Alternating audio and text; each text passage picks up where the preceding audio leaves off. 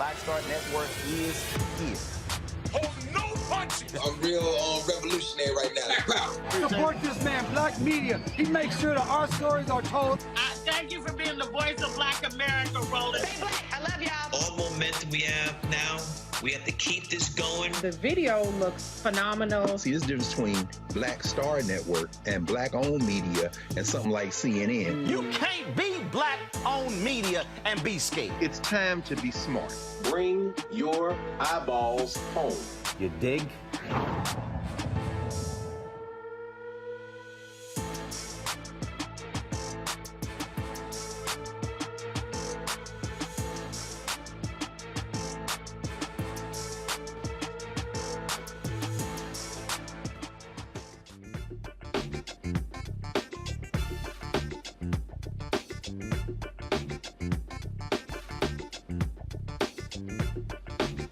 Folks, today is Wednesday, October 19th, 2022. Coming up on Roland Martin Unfiltered, streaming live on the Black Star Network. Last night in Florida, Congresswoman Val Demings opened a can of whoop-ass on Senator Marco Rubio. Folks, wait until we show you the highlights of this debate. She just destroyed him, challenging him at every turn, and calling him a liar to his face. Also, on today's show, in Indiana, first of all, we have a one-on-one, speaking of Florida, one-on-one with Dr. Kari Lake, who's running for Congress in the 7th Congressional District. We'll be chatting with her. Indiana cop gets indicted for kicking a black man in the head in law. Arizona GOP gubernatorial candidate Kari Lake, who's a flat-out liar. This fool actually said if JFK and MLK were alive today, they would be America First MAGA Republicans. Girl, you need to be drug tested. And we'll talk about what's happening with fascism in Europe, how this vehement anti-immigration stance is fueling the right in Europe. Is that a pretext for what we're seeing here in America? Ruler Rubio will be with us, and she's been covering this. And trust me, folks, you need to understand exactly what is happening there and how that could be impacting us here. Also, in our Tech Talk segment, we'll have an app that helps people become homeowners without a credit score. And so we'll talk with the creator of Ready Life. And I'm going to deconstruct white conservative evangelical pastor Ed Young of Houston. He gave a sermon on Sunday that was just absolutely asinine. And I'm going to break this thing down to show you how these white evangelicals, how they tried to pimp the legacy of Dr. King in an effort to attack Black Lives Matter today and woke people today. Oh yeah, y'all might want to buckle up for that one, because I got something to say to Second Baptist Church's Ed Young. You do not want to miss that in the 7 o'clock hour. It's time to bring the funk on Roland Martin Unfiltered on the Black Star Network. Let's go. He's got it. Whatever the miss, he's on it. Whatever it is, he's got the scoop, the fact, the find. And when it breaks, he's right on time and it's rolling. Best believe he's knowing. Putting it down from sports to news to politics. With entertainment just for kicks, he's rolling. It's on go, roll, y'all. It's Roland Martin, yeah. Rolling with Roland now. He's funk, he's fresh, he's real, the best, you know he's Roland Martin now.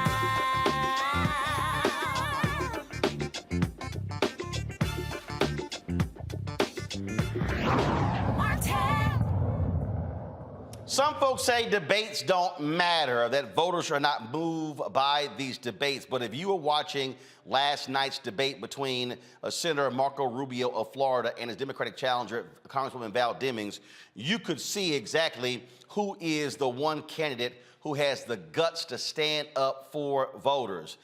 Demings was not trying to come in meek and silent. She came out hard hitting against Marco Rubio.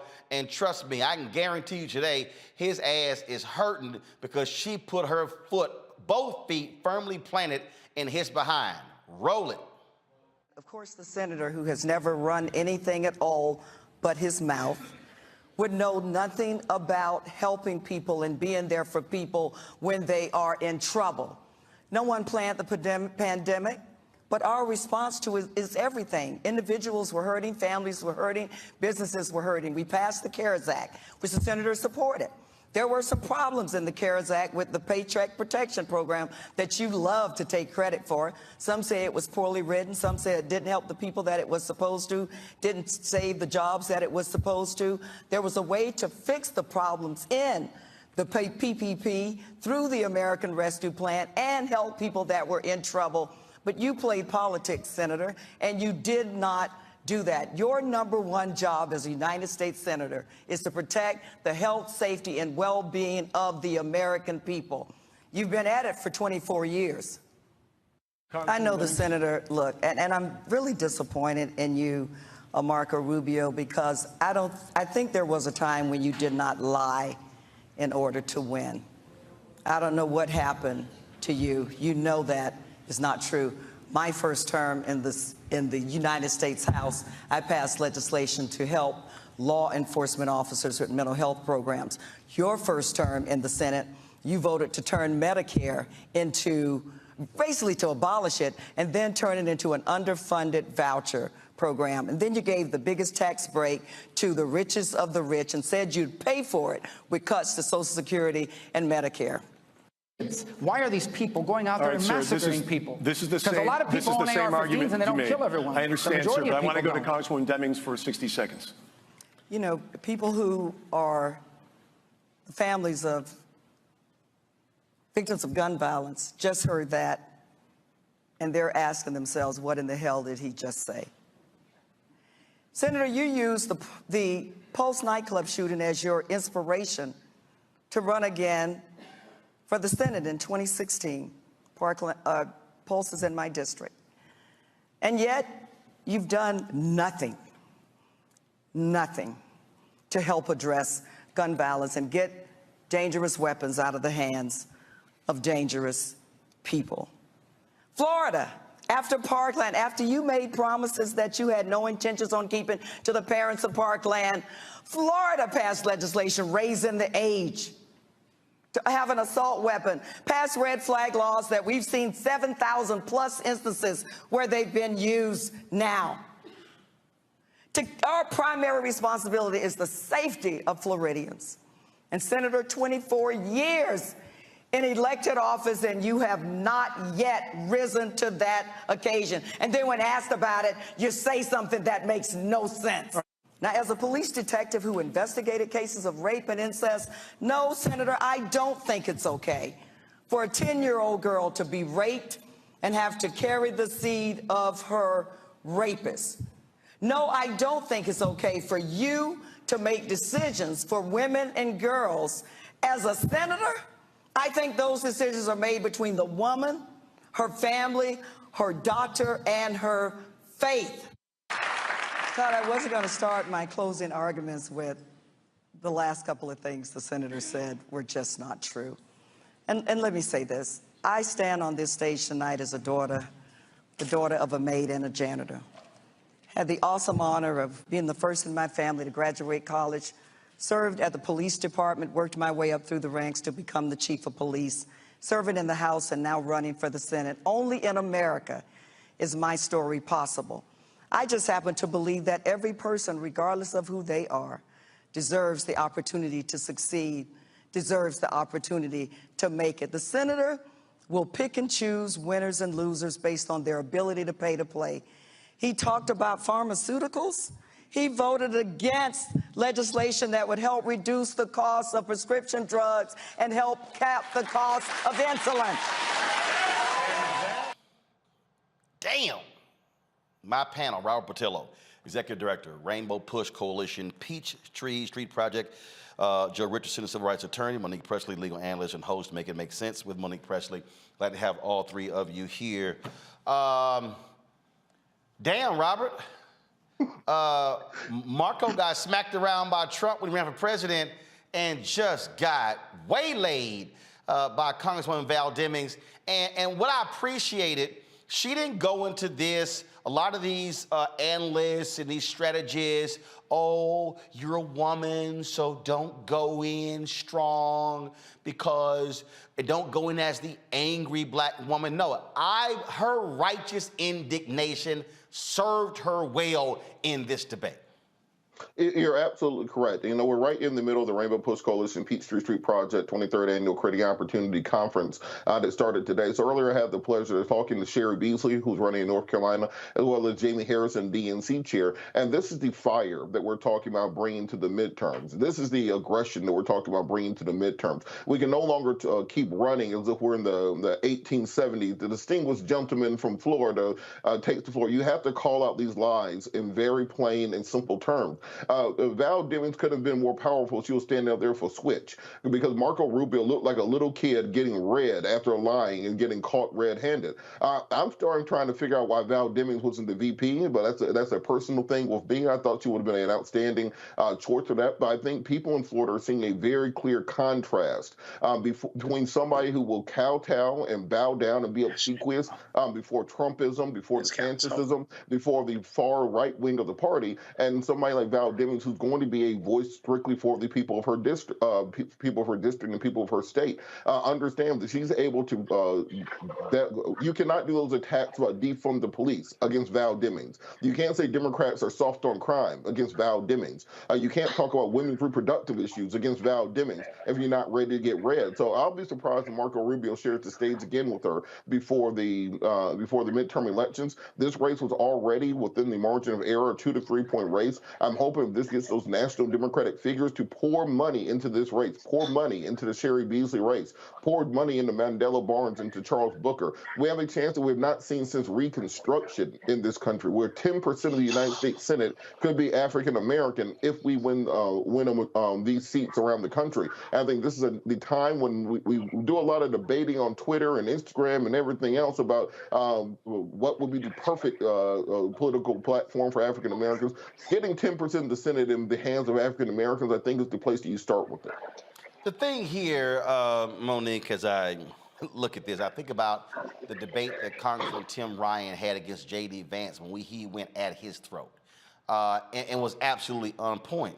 I remember watching these people saying, well, even on our show, well, you know, Warnock shouldn't go too hard at Herschel because if he does, that's going to create sympathy for Herschel Walker, and so you don't want to do that. So what happened? They played expectations low. They go, oh, my goodness, Herschel exceeded expectations. Democrats have got to be willing to call lies out. The right ain't sitting here playing this nice, as Robert said, the distinguished gentleman, gentle lady or the gentleman. No, they are playing for power, and you have to go at people and expose them for who they are. Yes, you do. And there are ways, obviously, none of the candidates on the Democratic side, at least, are going into these debates without being prepped and being immersed in the material so that they can respond with knowledge and respond presenting themselves well. So I hear what you're saying. I said on Twitter last night that I thought that Congresswoman Demings put respect on her own name. And obviously, she is by far the better choice for this race and for Florida, and we need her for this country. I also, though, think that if someone is angry righteously and Black and a woman, then yeah, they're an angry Black woman. And being an angry Black woman is not a wrong thing to be.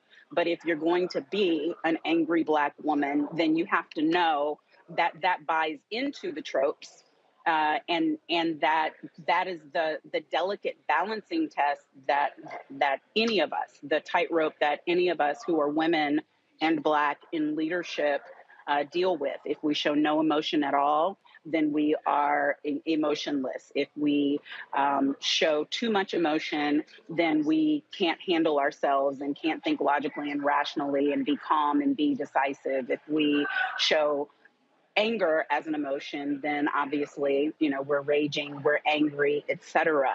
So That's just the dance. I personally think that Vice President Kamala Harris does a stellar job of walking that tightrope and not giving flashes that will buy into the stereotypes, not giving them food for it.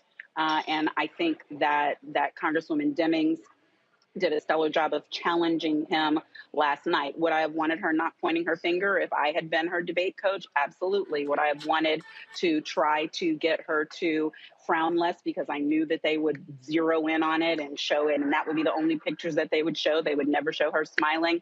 Absolutely. But she has to be her authentic self.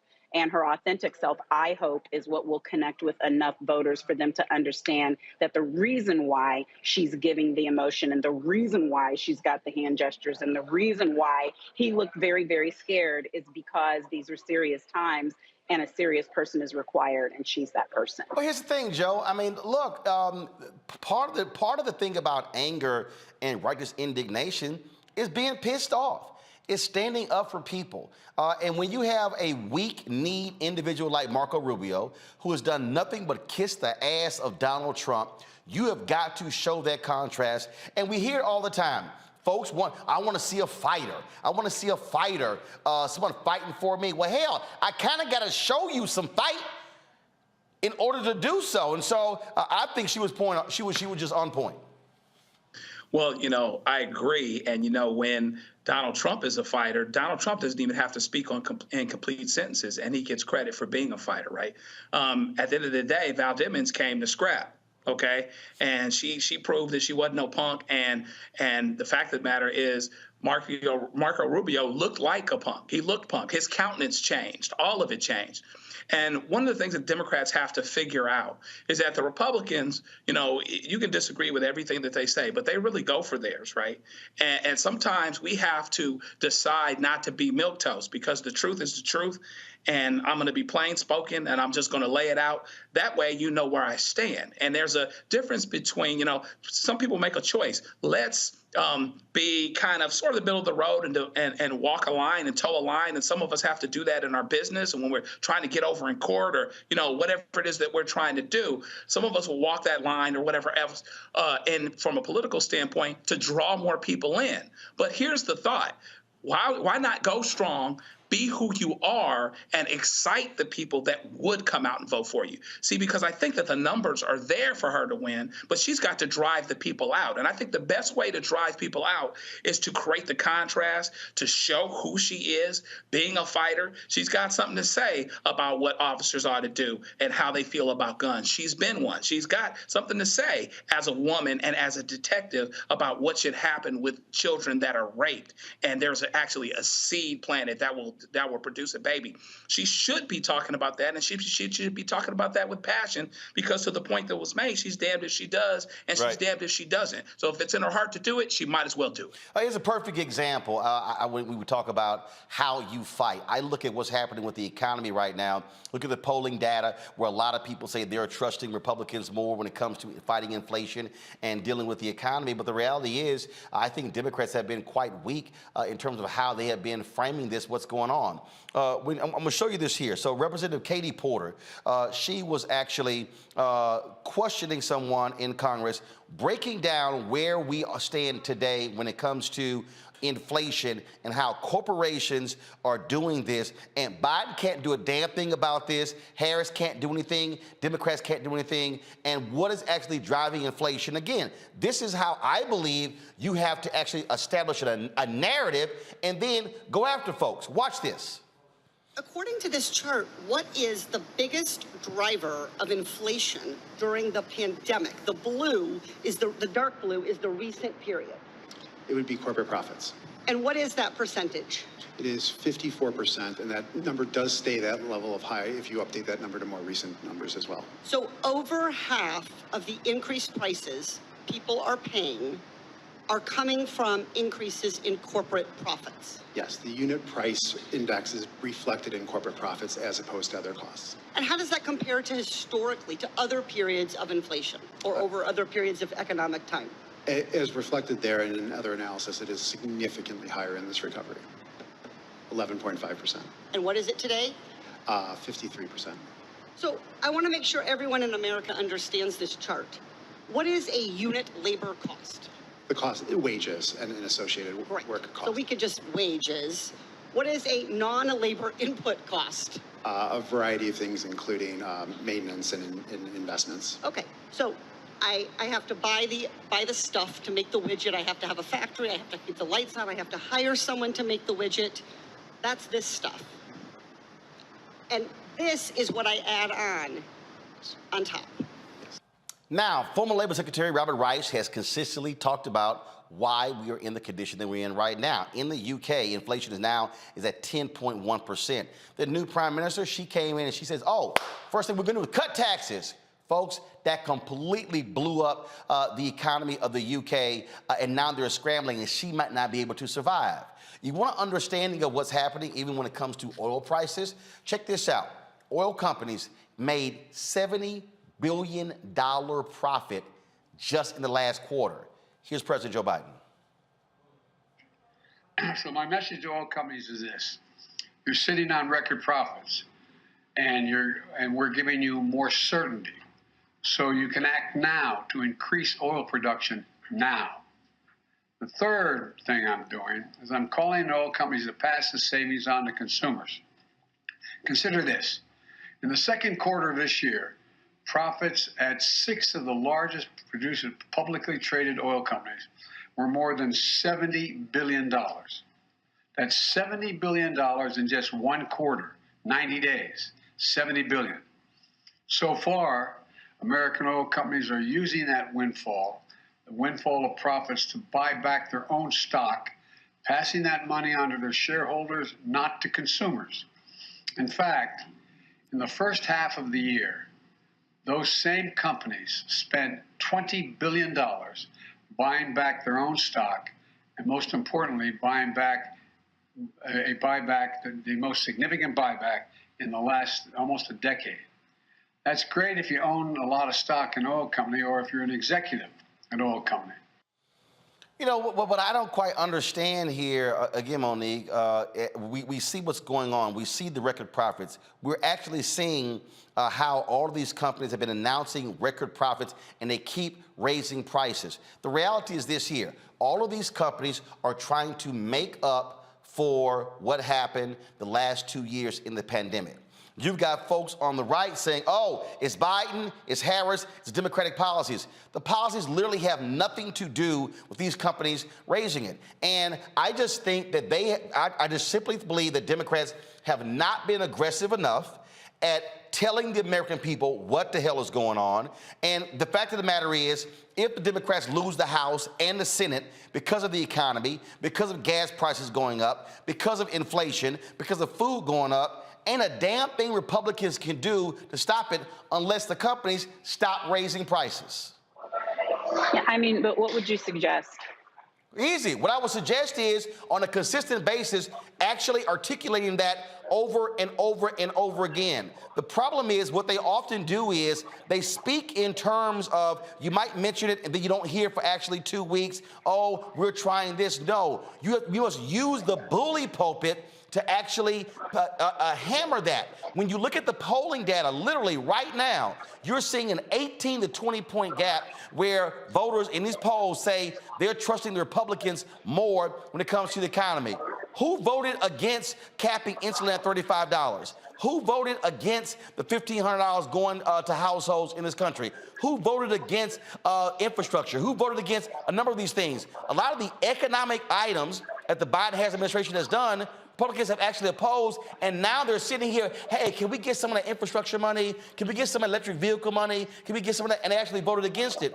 You kind of got you have to control the narrative, and I just simply think they have not done that. I also haven't seen, maybe you've seen it, maybe Robert or Joe's seen it, I haven't seen the DNC put out a single commercial literally saying, folks, these corporations are taking money from you. They're the ones who is driving inflation up, driving up food prices, driving up gas prices. You kind of got to make them the boogeyman. They haven't.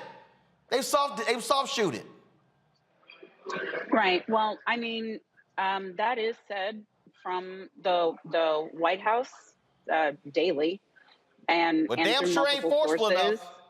And I don't even know what that means. Does that mean say it louder? Does that No, mean wag actually, your finger? no, Does that Monique, mean you do use know what it foghorn? means. But No, Roland, Monique, you know what that answer for a means. minute. I got to actually answer because I disagree with you. So what I am saying to you is that to say that they're not doing it and say it needs to be more forceful, I translate as it is not being effective because people, whether they are hearing the message or not, are still siding with the Republicans. But I believe factually, people are siding with the Republicans because they are siding against the people who are currently in power because what is happening hurts. Ouch. It's expensive. Everything is expensive. Everybody's wallet is empty. Everybody is feeling the pinch in all different areas, trying to get to their jobs, trying to feed their kids, trying to pay for their gas, trying to do all of these things. And they're doing what our electorate has a history of doing, which is go with the other guy, even if the other guy doesn't have any better ideas, and even if the other guy has been obstructionist. So that is one of the things that happens when times are tight and people want relief. It's not really a question of whether everything that can be done is being done or whose fault it is, though Republicans may want to blame the Biden administration for it. People don't give a damn whose fault it is. They want it to stop. And that is a very tough place to be in coming out of a pandemic, trying to stay out of a recession, and trying to rescue an entire country with a democracy that is on the line. So I do see, I see the press secretary talking about it every day. I read the briefings that are coming out about it. I see the information that's on Twitter about it. I hear the vice president talking about it. I hear the president talking about it. I hear responsible journalists pushing the information out. I see responsible organizations trying to inform the voters about why these issues matter and why they're blaming the wrong people. If there is another way that they can be doing it, I am saying I don't know what the other way or more forceful way looks like when you actually roll it out, unless you're talking about ad buys and ad dollars. You know what? And that's one thing, but it's not the black folks, right? It's not the black folks who aren't going to vote the right way. We have a history of getting this right. Oh, actually, and I don't know that there's an ad in the world. No, actually. I'm just going by the numbers. No, but you can also. The black women are voting the right way. Wait, but you the can black also. men are right under them. But you can also be wrong because when you say voting the right way, it's not a question of who's voting. The question, Joe, is how many are voting. And so the issue is, so you can say black women and black men are voting. And our numbers aren't low. But again, black men, you can say black men. And first of all, you have a lot of states that haven't even voted yet. Okay. The issue here, Joe, what I'm talking about is. No, the issue, Joe. I'm not discussing past elections. I'm discussing the election right now because we're talking right now. No. But I'm talking right now. See, I can't talk past elections because past elections you don't have the inflation being what it is right now. The thing, the thing here. One second. The thing here, Joe, is very simple, and that is when you talk about how do you control the narrative, how do you frame the narrative. Democrats love to present white papers. They want to sit here and let me just give a long explanation. That doesn't cut it. The reality is the right, even when they are in power, know how to better message. Go. You know, I tend to agree with you. I think that the point that was made is valid in that people are ultimately self-centered. We want to know, listen, all I know is it costs me $6 a gallon for gas, right? People are absolutely ultimately self-centered because they want their things to be better or whatever else. I had a conversation asked a question of Hakeem Jeffries about this whole thing. And it talked about how, the Democrats basically do their thing and they can often accomplish things, but the narrative is not very good. And so what happens is you have a situation where people will say, because of what they're for and what they're against. They'll say, I'm against you. We all heard it. I'm against Obamacare, but I'll take ACA. You know what I mean? So there's a lot of things that we need to do better in terms of people understanding where we stand, understanding what actually has been accomplished. Even in the last 2 years, they accomplished a great deal. The Democrats actually did. But the problem is, among other things, of course, inflation is a thing, et cetera, and there needs to be a narrative. I like what Katie Porter said. That was even some additional information for me in terms of the specific numbers. There are things that you can do very simply to give people simple messages about where things are. Now, if people aren't voting for you knowing what they ought to know, that's a horse of another color. But I do think that they are missing some information. Democrats do a poor job of circulating information as simply as they could for all of the attempts that they make, you know, to the point of the sister. But we have to take it, break it down, and let people know where it actually we stand in simple language so that they're taking or leaving us based on actual information. Robert, you can make the final comment here. Here's the deal. Democrats really spent a lot of time thinking that the Dobbs decision was going to be the key motivator. You're seeing right now what's the top two issue, and that's actually number 3. You still got to address the boogeyman, and that is the economy, and you got to be able to do it in an effective way. I just think they haven't. Well, you know, Roland, one of my professors at Clark Atlanta years ago, Professor Johnny Wilson, said the point of education and work is to be able to translate the OR to the OR for your community, trying to translate the original language to the ordinary language, the ability to break down these conceptualizations around international macroeconomics into a terminology that the normal person can understand. I'll give you an example of the difference between Republicans and Democrats. Let's take gas prices, for example. Democrats would say, and using your point about truth in economics, that if you compare us to the economic markets of Europe, in the UK, they've had 6 years basically of Trumpian economics. Boris Johnson into Liz Truss, massive tax cuts for corporations. For the first time in history, we're seeing the British pound trading below the United States dollar. You're seeing 10.5% inflation in the UK.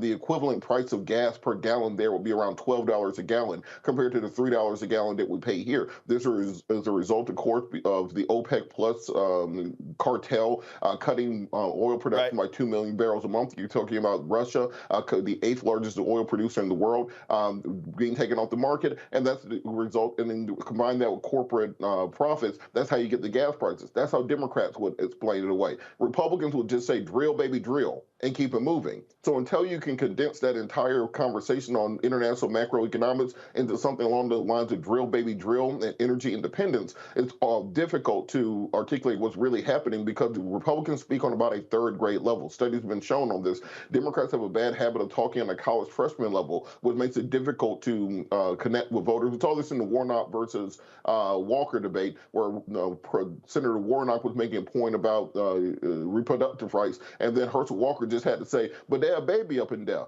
And people understood what he was saying. So it's about translating that original language to the ordinary language that people can understand. And you're paying these consultants millions of dollars. They should be able to develop these ideas. And it's amazing they can't. When we come back to this after the break, folks, I'm going to make this thing plain when it comes to immigration and fascism in Europe, and how what you're seeing there is happening here.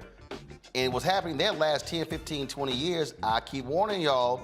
And the immigration issue and how it's being weaponized, wait till my next guest breaks it down. Y'all need to pay attention, because a lot of black folks are falling for the same okie doke here in the United States. Folks, support us by download the Black Star Network app, Apple phone, Android phone, Apple TV, Android TV, Roku, Amazon Fire TV, Xbox One, Samsung Smart TV. Support us by joining our Bring the Funk fan club. Checks and money orders go to P.O. Box 57196, Washington, D.C. 20037-0196. Cash App, $RM Unfiltered. PayPal is R Martin Unfiltered. Venmo is RM Unfiltered. Zelle is Roland at RolandSMartin.com. Roland at RolandMartinUnfiltered.com. We'll be right back.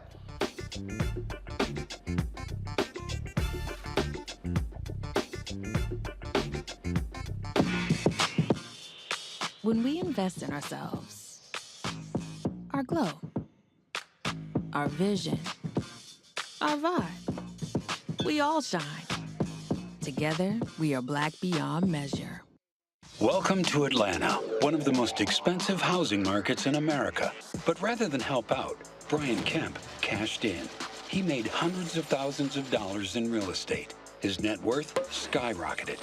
And while Atlantans struggled to stay in their homes, Kemp gave $10,000 tax handouts to the richest Georgians and a nearly $700 million no-bid contract to his campaign donor. Brian Kickback Kemp making Georgia work for him, not you. When we invest in ourselves, we all shine. Together, we are Black beyond measure. Hi, this is Cheryl Lee Ralph. Hello, everyone. It's Kiara Sheard. Hey, I'm Taj. I'm Coco. And I'm Lily. And we're SWV. What's up, y'all? It's Ryan Destiny, and you're watching Roland Martin Unfiltered.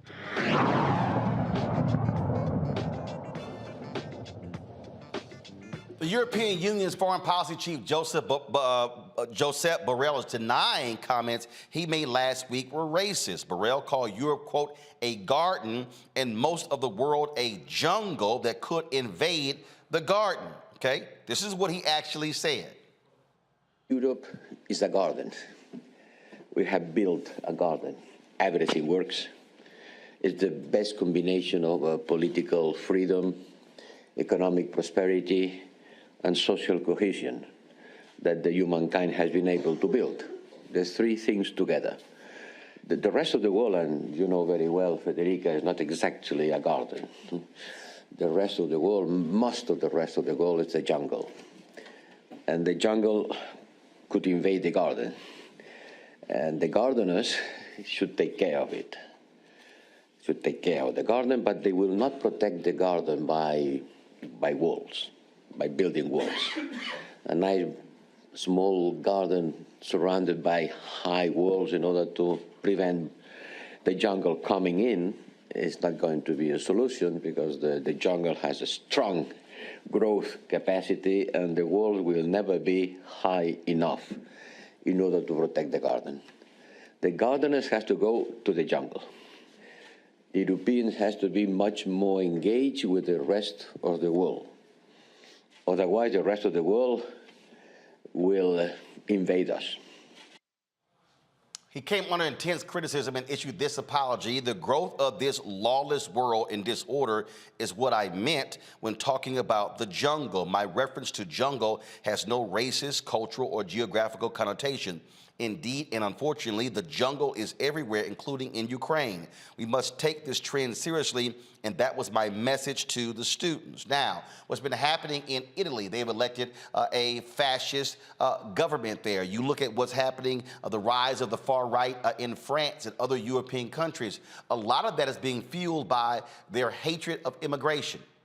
Now, I told y'all repeatedly that one of the issues that you're seeing is that the birth rates of, frankly, whites in Italy and Germany and France and other European countries has been dropping.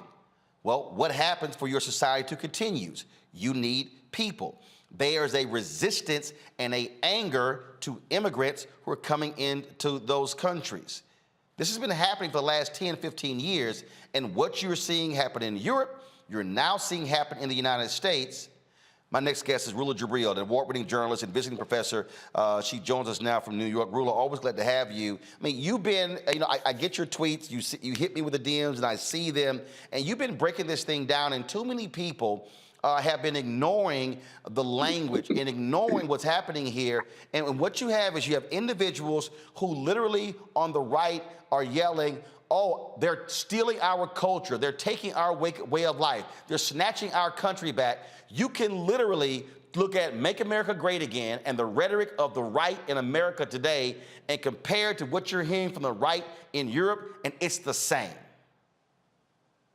Absolutely. It's a global movement. And going back to Borrell and his terrible, sickening comments, which are racist, and let's be clear, they are racist.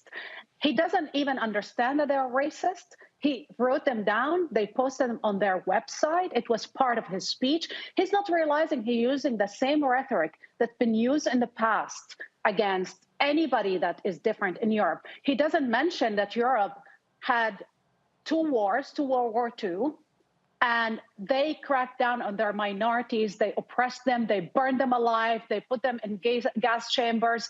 And they use the language that is being used today against Black people and against refugees and against immigrants and against minorities. And he's not even realizing that. When he talks about a paradise or the rest of the world is a jungle, and he's talking about the garden, 80 years ago, that garden birthed Mussolini, gave us Hitler, gave us a destruction and millions of people who had to die so he can build a prosperous Europe. People who are not only Europeans, Americans, and others. He forgetting his own history. Today we have a fascist movement around Europe, especially in Italy. They just won the elections. And you know, the prime minister, the elect prime minister, Giorgia Meloni, the first thing she used is the conspiracy theory of the replacement, the great replacement theory. The first thing she said about President Obama, and it is echoing Donald Trump when she said, he's the worst president in history. How dare he impose sanctions on Russia? That was 2016 when it was obvious that Russia interfered in America's elections. She keeps continue saying that there's an invasion. She called people of color, she and her coalitions, all kind of names. She keep insisting that we need to protect Christianity in Europe, in Italy, because those other people. I mean, they had just elected the president of the parliament, Fontana, who called people, different people or people of color, others, animals. They called people like me who appear on Italian television, beasts, murderers. This is Berlusconi's own newspaper, not a far right. This is Berlusconi's own newspaper. So the issue of race, the issue of criminalization of entire group of people is at the center of their identity politics.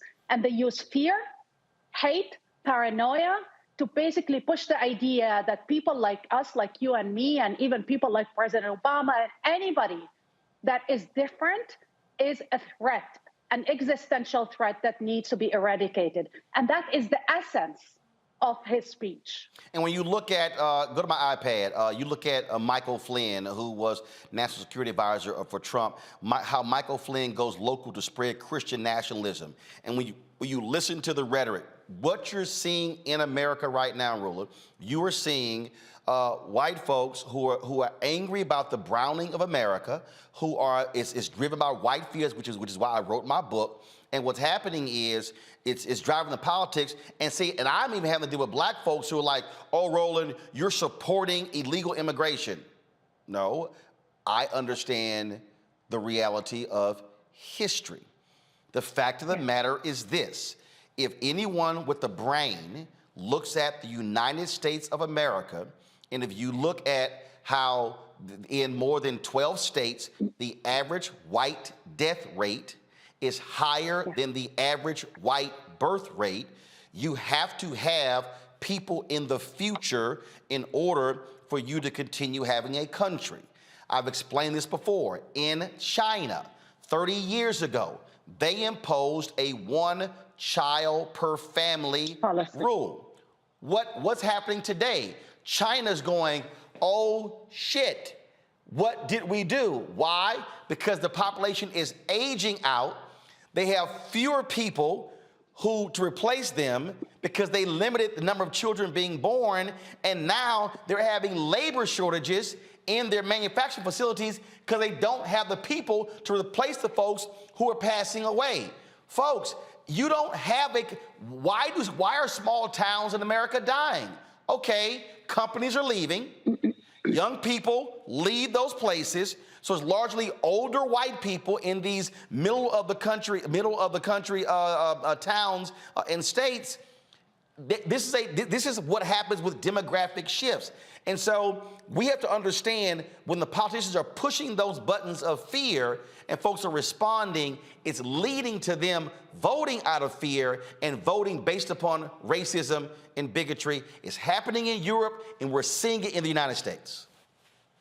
So yes, I mean, the most powerful tool in politics has always been fear. You give the people enough fear, you're willing to take away their rights and their democracy, because the existential, in moments of deep fear for any nation, people are willing to relinquish anything to the government so the government can enact some measures to protect them. That is their goal number one. But if you use that fear against minorities, against people who are different, and Roland, just to be clear, it's not only immigration.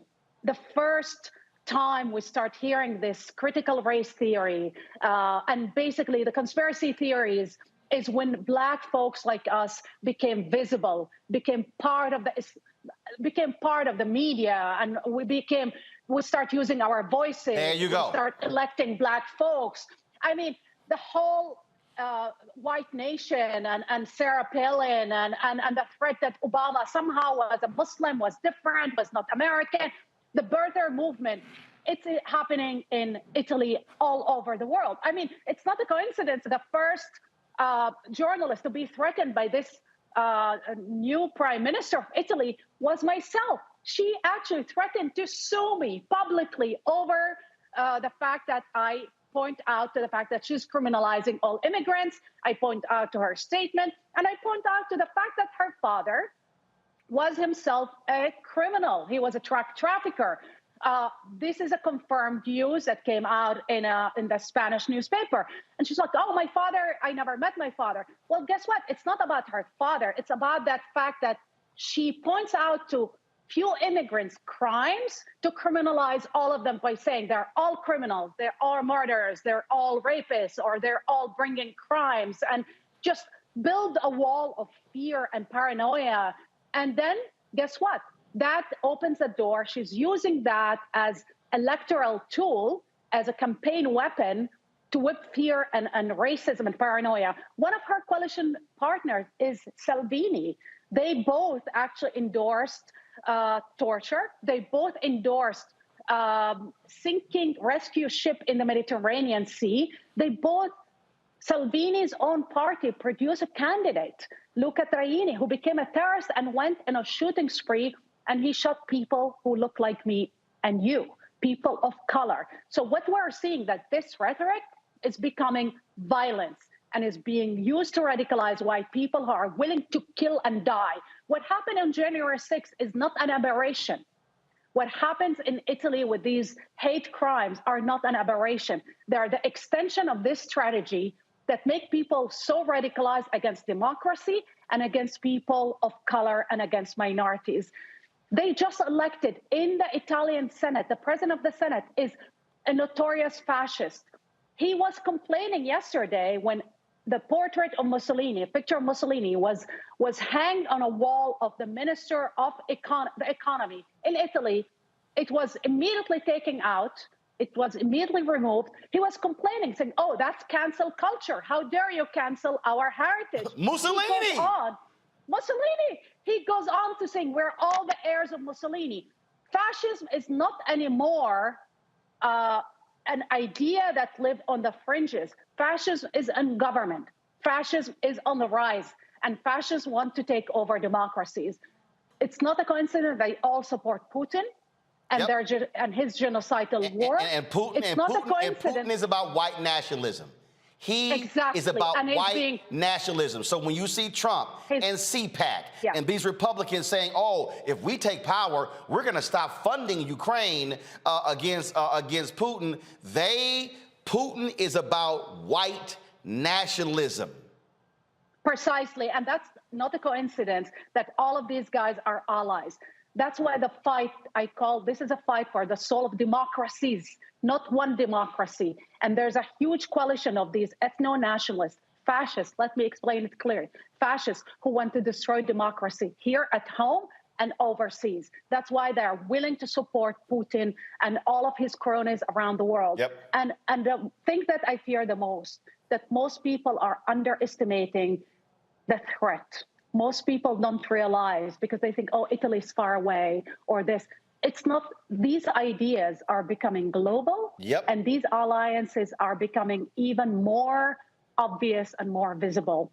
They are aiding and abetting each other. The first appointment for Giorgia Meloni, the newly elected Prime Minister of Italy, and Donald Trump will be at the neo-fascist party in Spain that is called Vox. That is the first appointment together, where they will speak at a crowd of Spanish fascists about what?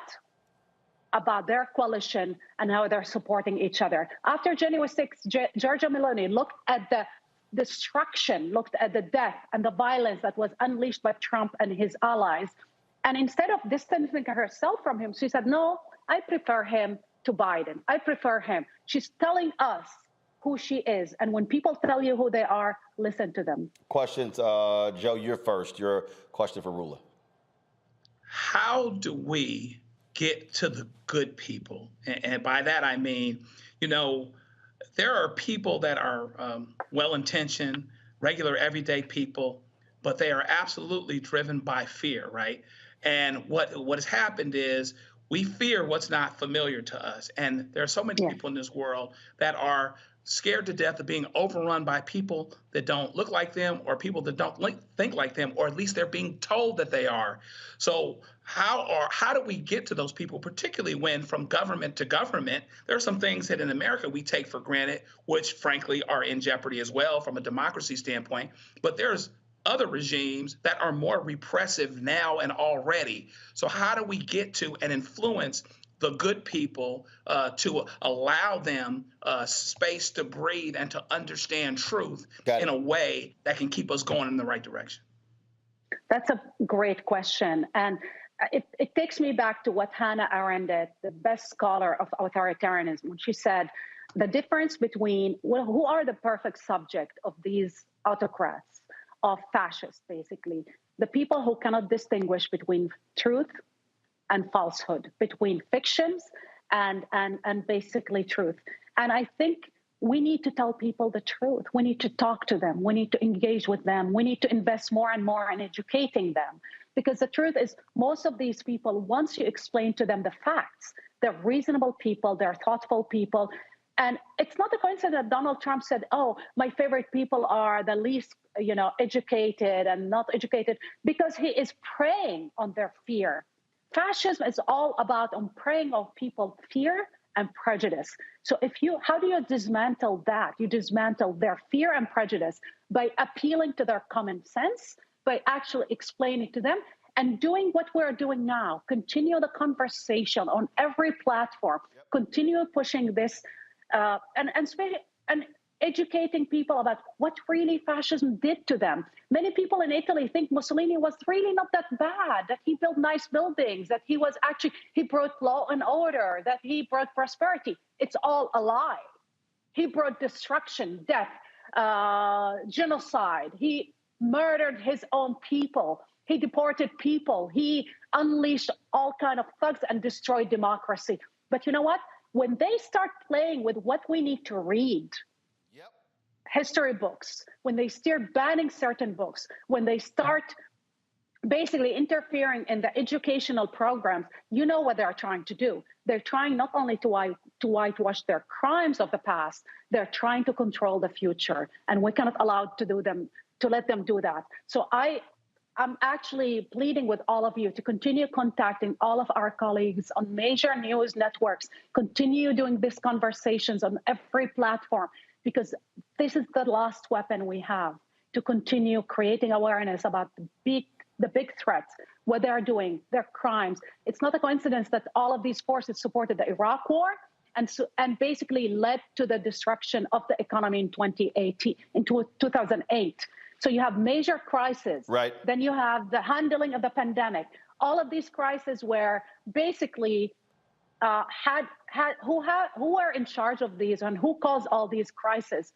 These forces, whether it's the Republicans here or the fascists in Europe, and now they're blaming all of us for their actions. They're blaming us for the destabilization of the Middle East, blaming us for the destroying the economy after they did what they did in 2008.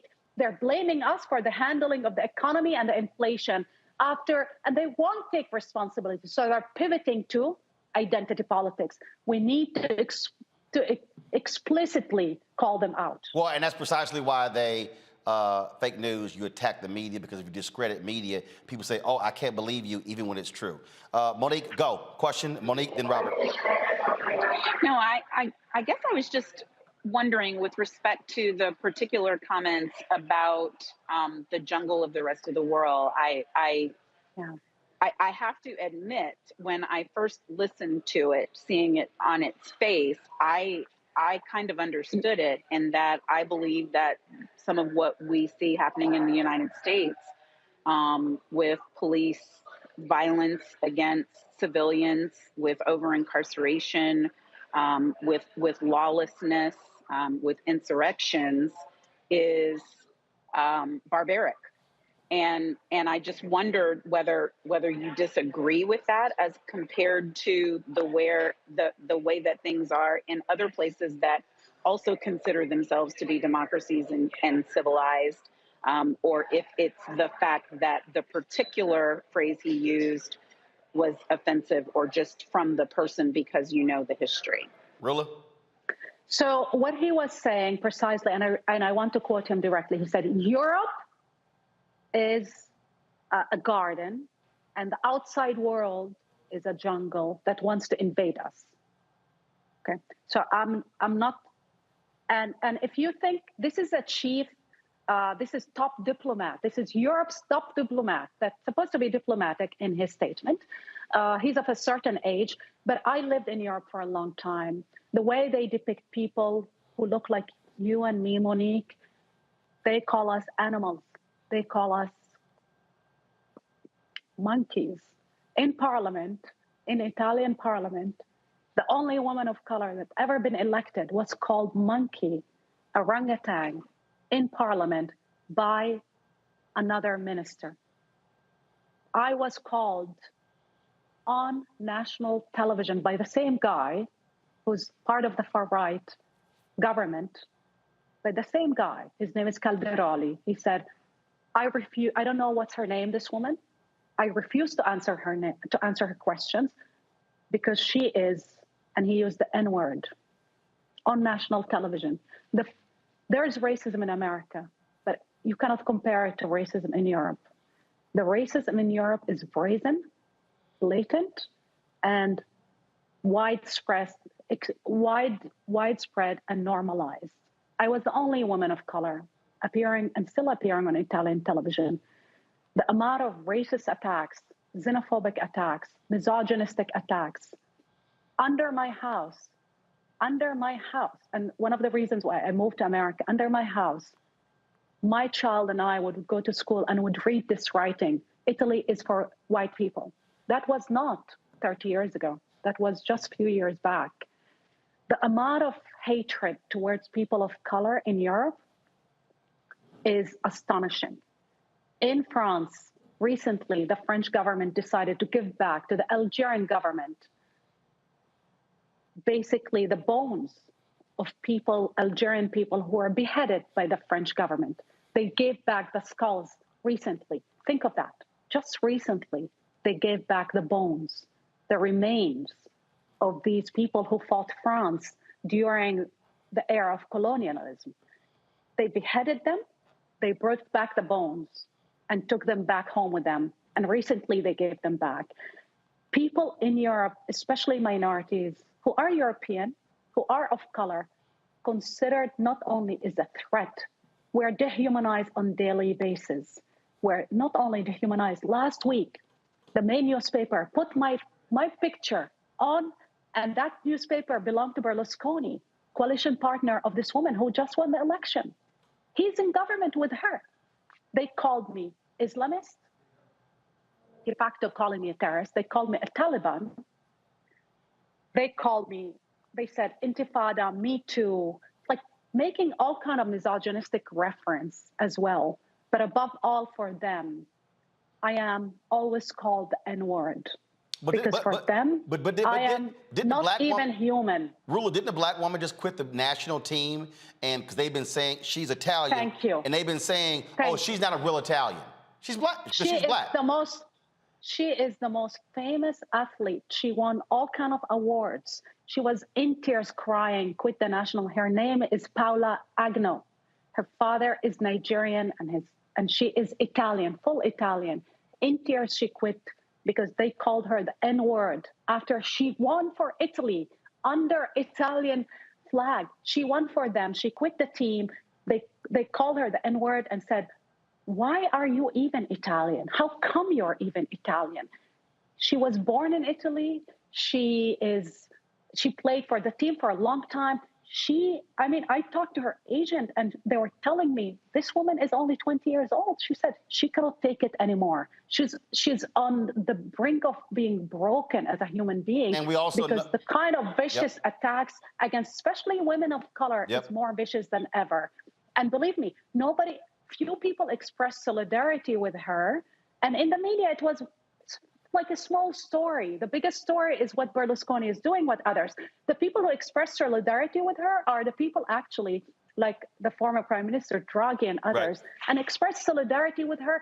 And they called out those people who talk in those, in those terms and words, but they never talked about or call out the politicians that for years demonize and criminalize people of color, like Meloni and Salvini and Berlusconi. Well, and look, of course, how the soccer players are attacked because of their race. Robert, real quick question, Rula, real quick answer, and I got to go to break. Robert, go. Absolutely. We've seen the rise of these far-right movements. When Liz Truss entered office in Great Britain, they called her cabinet a coconut cabinet. We've seen the rise of Lukashenko in Belarus. We've seen Viktor Orban in Hungary, who's become a hero of the right-wing movements here in the United States. And this very much reminds me of the 14 points of Woodrow Wilson when he talked about ethno-nationalism being one of the leading contributing factors to war. What will it take to bring Europe back from this pre-World War footing that they seem to be on? Especially given the fact that now these same majority white nations that are slowly dying out and facing ethnic change are all the nations that also have nuclear weapons. What is the danger to the world of them losing power and not being able to accept the demographic changes that exist? I think we've never been, and I don't want to be hyperbole. I predicted Trump victory because I watched what happened with Brexit. But also we live in a world where millions of people, if not billions, believe in alternative realities, believe in these big lies. These big lies open the door for Brexit. These big lies open the door for Trump to get elected. And these big lies, and who is using the manipulation of disinformation and weaponizing disinformation and propaganda? Basically, Russia for a long time and all of these autocrats. So I think the more we push and the more we push against this narrative and we call out those people fiercely. I watch the debates in these nights between Republicans and Democrats, and I love how people are start to pushing back aggressively with a message. When the chief diplomat of Europe said these terrible remarks, and few people really called him out except journalists and minorities, because the fight is left to minorities at this point. But you know what? When minorities are the only ones fighting for themselves, it's over. That means they can never win. So we need to create a larger bridge, a bridge with all the progressives, American progressive, European progressives. We need actually together to build the wall of protection, but also to call out all of these abusers, whether they are our allies or they are our enemies. Because if you really believe in human rights, democracy, and dignity for all, you cannot give a pass to people because they're your allies, the Saudis or others. You need to be consistent.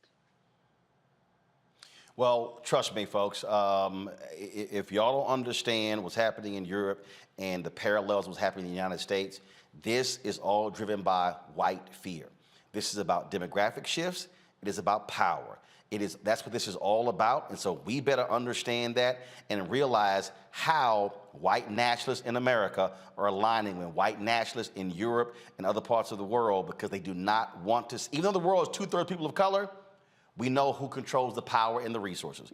Rula, keep staying on the front lines. We appreciate your great work. Thank you. Thank you. Folks, going to a quick break. We come back, we're going to talk to a woman who's running for Congress in Florida. We'll chat with her, and then also talk about Pastor Ed Young of Houston Second Baptist Church. Interesting sermon he gave him on how on MLK and race in America. But he took some shots at Black Lives Matter, 1619 Project, wokeness in terms of his idea. I got a few words to say to Ed Young. I'll break it down for you right here on Roland Martin Unfiltered on the Black Star Network. If you're watching on YouTube, hit the like button. Y'all, it ain't that hard, okay? When we come back from the break, we should easily have 1,500 likes, all right? It's free. Click, keep commenting. If you're on Facebook and you're on Black Star Network app, you're on Twitch, you're on Instagram, hit the like and the share button as well. And of course, don't forget to download the Black Star Network app. Apple phone, Android phone, Apple TV, Android TV, Roku, Amazon Fire TV, Xbox One, Samsung Smart TV. Also, join our Bring the Funk fan club. Every dollar you give goes to support this show. Of course, send your check and money orders to P.O. Box 57196, Washington, D.C. 20037-0196. Cash App is $RM Unfiltered. PayPal is R Martin Unfiltered. Venmo is RM Unfiltered. Zelle is Roland at RolandSMartin.com. Roland at RolandMartinUnfiltered.com. And get your copy of my book, White Fear, How the Brand of America is Making White Folks Lose Their Mind. Bookstores nationwide, Barnes & Noble, Amazon. Also, you can order from your favorite black bookstore or download it from Audible. We'll be right back.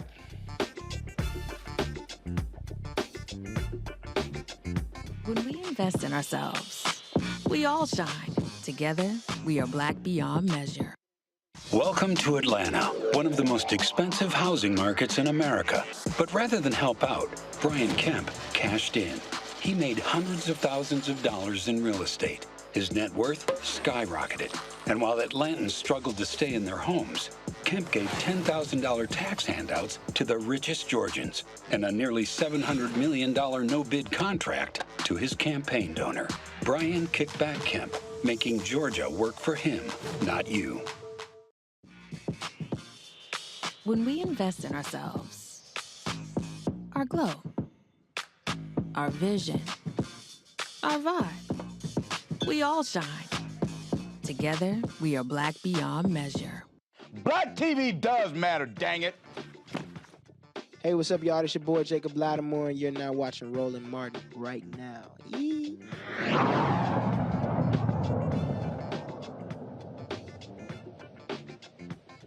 Florida Governor Ron DeSantis blew up the congressional districts there, trying to limit black power in the 7th Congressional District. My next guest, Reverend Dr. Karen Green. She is running for the congressional seat.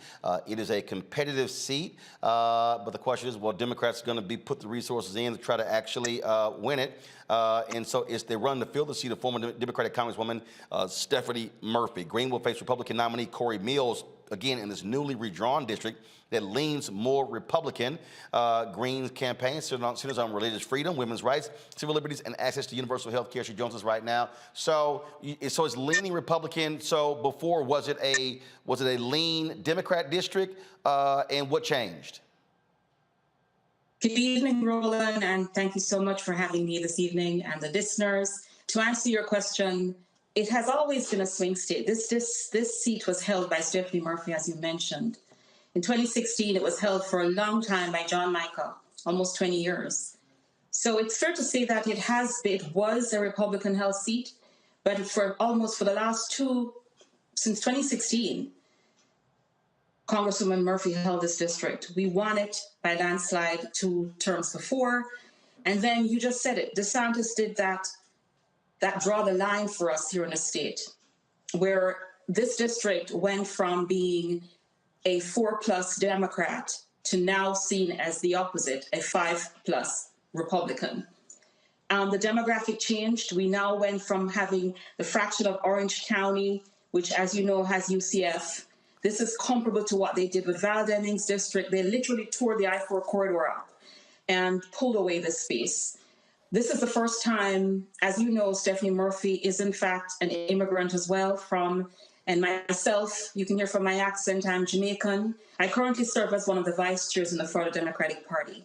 And the guest you just had a while ago who came on here, it is for those reasons, because of what happened on January 6th, that I decided to step up and run in this seat. So let me just say, it is contrary to what people think right now. The polls we're now neck and neck. It's 44%. I'm up against Corey Mills, a guy who is literally a Trump appointee. This guy, we know that here in Florida, let me just be clear, I was so moved by the guest you just had on, because the reality is Florida is now the home of what we see to be the Proud Boys, the Oath Keepers, and the 3%ers. 10% of the folks who led that insurrection on January 6th are from Florida. And so where we are right now in this district is, it is doable, it is heldable. It is one of those areas where Democrats are going to get out. We cannot have these people go to Congress. Right. And this is why I'm here, my brother. And in terms of the makeup of the district, what is the makeup of the district racially?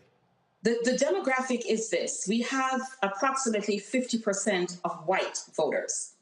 We have double digits in Hispanics and our Black voters, and there's a large Asian population. It is one of the most diverse districts, but it is also one of the youngest districts.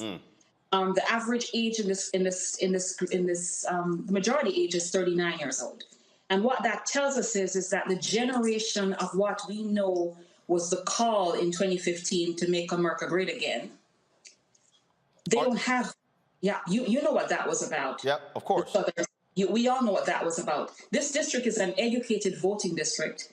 The issues now has us voting, I believe, with a common sense approach. Just think for a minute. This guy's a multimillionaire.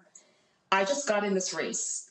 And because of the issues, we're now at 44, 20 days into an election cycle. Is the DCCC putting resources into your campaign?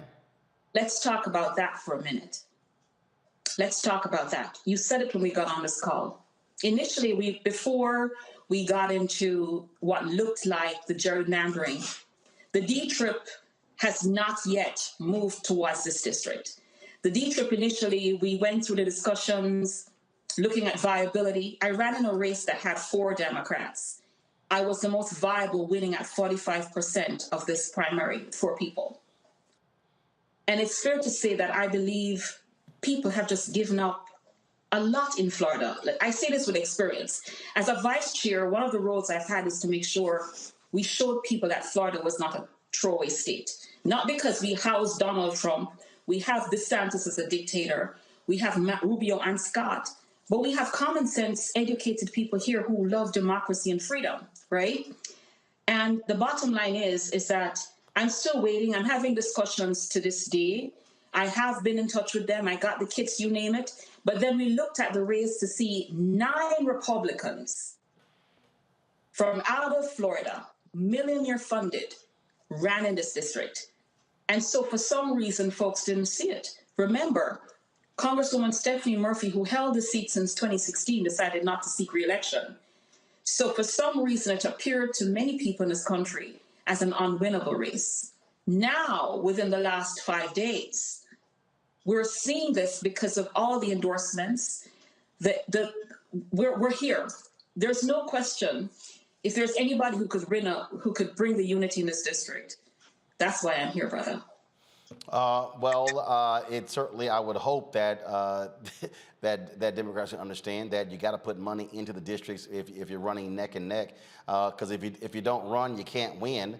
And I get this whole deal, how they look at the map. They want to sit here and protect seats, but at the end of the day, they're facing a daunting challenge holding on to the House. And I think part of the problem that Democrats have had in Florida, they have not had the proper investment. That's one of the reasons why what used to be a blue state became a purple state, and in many ways is a red state. Roland, let me say this. I'm used to winning races in battleground seats. I've long been one on the ground to make sure that we secure these races, Democrats abroad, the territories. I've been here. I know what it is to win races. But more importantly, what is happening is, you just said it, there is a misunderstanding, and this is why Florida, I can say it with all candor, that we cannot look for money to win races. We need to inject money to win races and not expect candidates to raise money. This is why so many people don't run these congressional races. Bottom line is that I believe now with the call and with what they're seeing in this race, that now the calls are coming, and I've been endorsed by our sister Stacey Plaskett, our brother Ted Lieu in California. The issues are more critical. The congressional delegation is falling in line and stepping in. Most of the unions have endorsed me. All of the progressive groups, the young moderates, there's not a bridge that I haven't crossed here. But what needs to happen across this country this evening is that we need to look at how are we going to maintain, protect democracy, and hold the Congressional House. This is a race that is not 5 points, not 10 points, not 3. It is right here at a neck and neck race.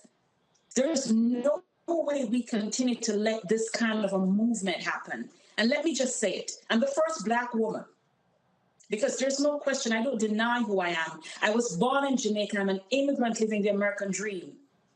And I'm saying to you that there's no way we can allow my opponent, Corey Mills. This is the guy who is a tear gas manufacturer. Not to say that it is not the least lethal of weapons, but this is the guy who is literally, he manufactured tear gas, sold it to China to use on Hong Kong. And it is my understanding that the same guy sold tear gas to be used on Black Lives Matter. We don't want this kind of collusion. This is the same person who is a Donald Trump appointee, literally agreeing with Putin over Ukraine. This is the same. Listen, we don't need another Margaret Green in Congress. And it is unfair. It is ridiculous. We cannot have, let me just say this. They've used fear on us for the last 20 years. The reality is that we need to come to the light to have folks know that we cannot have, Martin and your guests, this is the same group of people who on January 6th, the fraction of the Republican Party, had 2 assassination plots. This group of people were going into the House to not only eradicate the House Speaker, Nancy Pelosi, but they also had a noose to kill their Vice President Pence. We're not talking normal stuff. We're talking about a real coup, the possibility of these kind of people getting to Congress. It's beyond that. So I come with the experience of having lived the dream, the experience. More importantly, the district I'm intending to represent, the issues are real. Got it. We're talking about the Inflation Reduction Act. We're talking about the woman's right to choose. We're talking about pocketbook issues, housing, or VAs, or veterans, the environment. We just went through Ian. We're talking about climate deniers. The biggest thing to me, which is the funniest thing, is my sister who just was on before said it. How can people who are election deniers choose to run for Congress, for office? Easy. First of all, they're not running for Congress. They're running for secretaries of state, for governor, for numerous positions, because that actually is the viewpoint of today's Republican Party. Dr. Karen Green, first of all, we appreciate it. Look, good luck with it. Hopefully, we'll see some support from the DCCC, and we'll be watching this race on election night to see what happens. Good luck with it. Yes, and I invite you all to go to KarenGreenForFlorida.com. Let's hold a seat. Let's secure democracy and make sure that we bring the light to this country. All right. We appreciate it. Thanks a bunch. All right, folks, coming up next, white conservative pastors like Houston's Ed Young, they love talking about Dr. King and how amazing he was. But you notice they never talk about the stuff Dr. King actually fought for. I'm going to deconstruct a recent sermon from Ed Young and show you the hypocrisy of pastors like Ed Young. That's next on Roland Martin Unfiltered on the Black Star Network.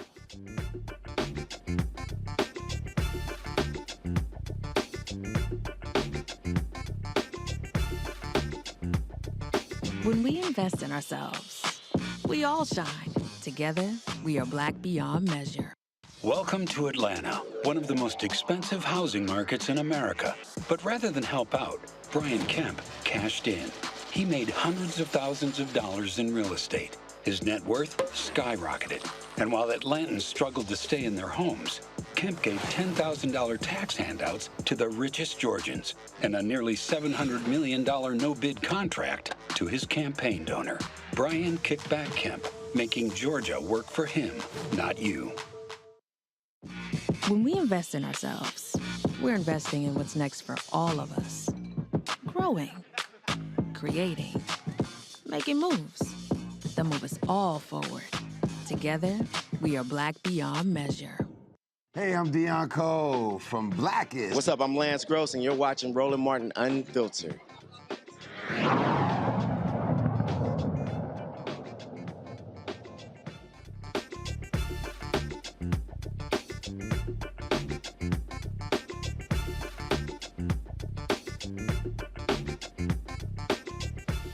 right, folks, welcome back to Roland Martin Unfiltered. Yeah, I really do get a kick out of every year around Dr. King's birthday, the federal holiday, and we get treated with all the quotes and all the laudatory comments about how amazing Dr. King was and what he stood for and what he did for America. And then the same folk then turn around and literally vote against, speak against the very things that he actually fought for. And so Sunday night, I had some followers of mine who sent me a sermon by Houston's Ed Young Sr., who leads Second Baptist Church. And Ed Young is one of the most prominent white conservative preachers in the country. Second Baptist has several locations in Houston. His son has a massive church in North Texas, and he's one of the biggest voices among the conservative Christian movement. And lately he has been highly critical of progressive policies and the left, and criticizing, lying about Houston, saying Houston has the highest crime rate in the country. That was a lie.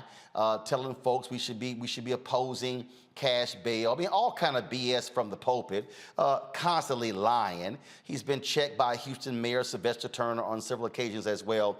But he gave a sermon called Created Equal, and I listened to it, and I had to get a laugh out of it as I watched him go through it, and with the praise of Dr. King. And so I just wanted to just begin to break this thing down. So why don't I go ahead and play it, and I'm gonna start it and stop it and walk y'all through some of the nonsense that we heard from him that we often hear from other white conservative preachers who make the same mistake in terms of trying to look all good with racial reconciliation and speaking against racism.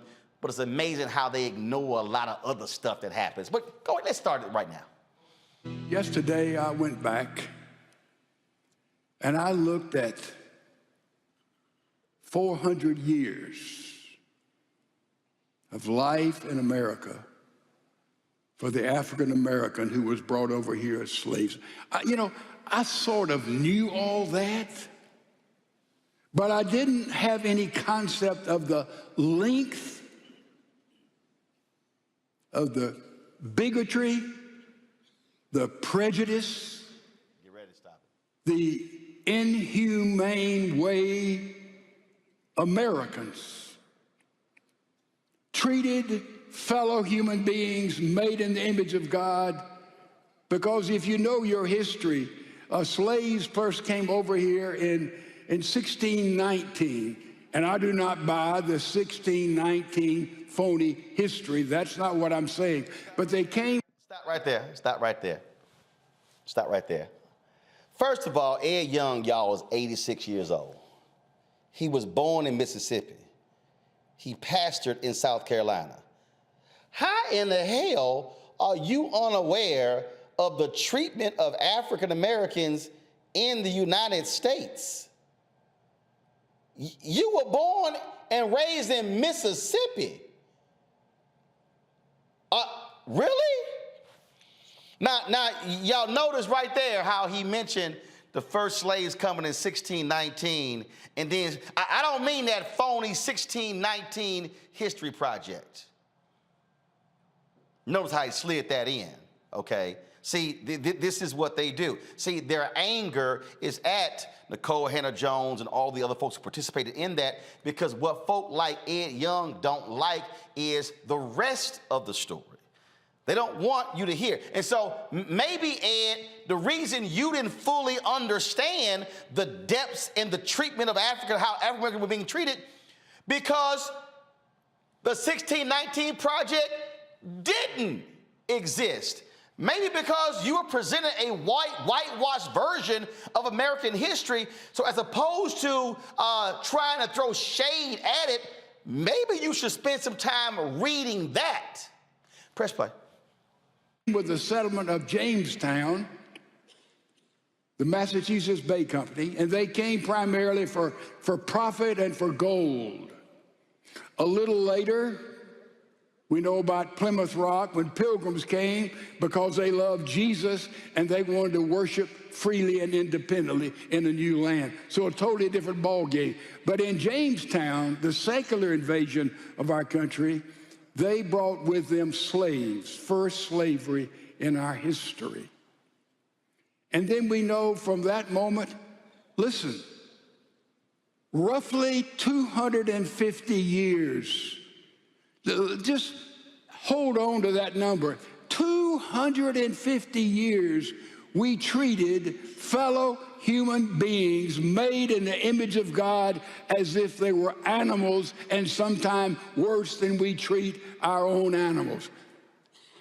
Oh, I gotta put a pause there, Ed, because yes, slavery lasted about 243 years. You throw in the Civil War, then you got the Reconstruction period. But you might want to add on another 100 years, Ed. Great Compromise of 1866, the election of 1876 leads to the Great Compromise of 1877, which leads to 92 years of Jim Crow. Black folks in Jim Crow were treated like animals, were treated as less than human beings. Lynchings that took place in your home state of Mississippi, in South Carolina, where you were a pastor, in Alabama, in Tennessee, in Arkansas, and Texas, and on and on and on. So I'm trying to understand why you're only limiting this treatment of African Americans to that period of slavery when that treatment existed beyond slavery when it was over, or as Douglas Blackman called it, slavery without, first of all, it was slavery without shackles. Slavery continued, just weren't in shackles. Press play. That's the truth.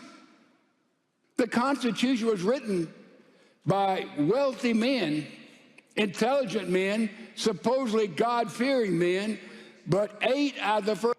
Constitution was not written by wealthy men. It was written by wealthy white men. That distinction is kind of important to the conversation. Press play. First 12 presidents of the United States were slave owners. They were slave owners. Now, you can build all kind of little anonymies, how people treat their slaves like family and all that, but it is brutality and is evil any way you look at it. And now we see Dr. King came.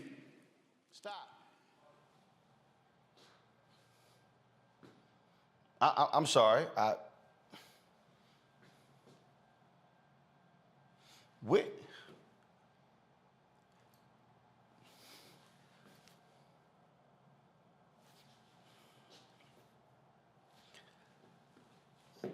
We went from slavery to Dr. King. Damn near 100 years. Dr. King does not come onto the national consciousness until the Montgomery bus boycott in 1955. He literally went from the end of slavery to Dr. King. How you skip 90 years? How do you skip Frederick Douglass? How do you skip Martin Delany? How do you skip Booker T. Washington, W.B. Du Bois, A. Philip Randolph, Ida B. Wells Barnett? How do you skip 90 years of black struggle for freedom and you just go, ooh, then we got Dr. King? Press play. And through prayer, he decided to bring about a revolution different from any other revolutions, except maybe when Mahatma Gandhi, through pacifism, liberated India from the British Empire through nonviolence. Dr. King took that path. It was dangerous. It was deadly. And he began through those years to do things, to say things, always in a biblical Christian context. Don't miss that. He began to say things and do things. Ed, can we name some of them? I mean, the way it sounds like Dr. King just prayed and gave sermons. No, that was policy. There were things behind that. he was arrested. There were protests, and it wasn't just him. It was Thurgood Marshall and the NAACP Legal Defense Fund. It was Dr. Dorothy Height. It was James Farmer. It was CORE. It was SNCC. It was a plethora of individuals. It was, I mean, we can go, it was Ella Baker and others. It was Roy Wilkins. It was Whitney Young. I mean, we can go on and on with the folks who were involved in this. Come on, Doc. Press play. Don't miss that. Don't miss that. I submit to you that along with Billy Graham and maybe internationally Winston Churchill, Dr. Martin Luther King was the most influential individual in the 20th century by far. But Ed, tell your white congregants why. Go deeper. Ed, come on. If you're going to walk through Scripture, walk through the text and the life of Dr. King. Sitting right here, Ed. 7 volumes of Dr. King's writings. The papers of Martin Luther King Jr. from Stanford University, Claiborne Carson, and others. 7 volumes. And not even all of his papers. The books he read. Doc, you got to go a little bit deeper than that, player. Go ahead, press play.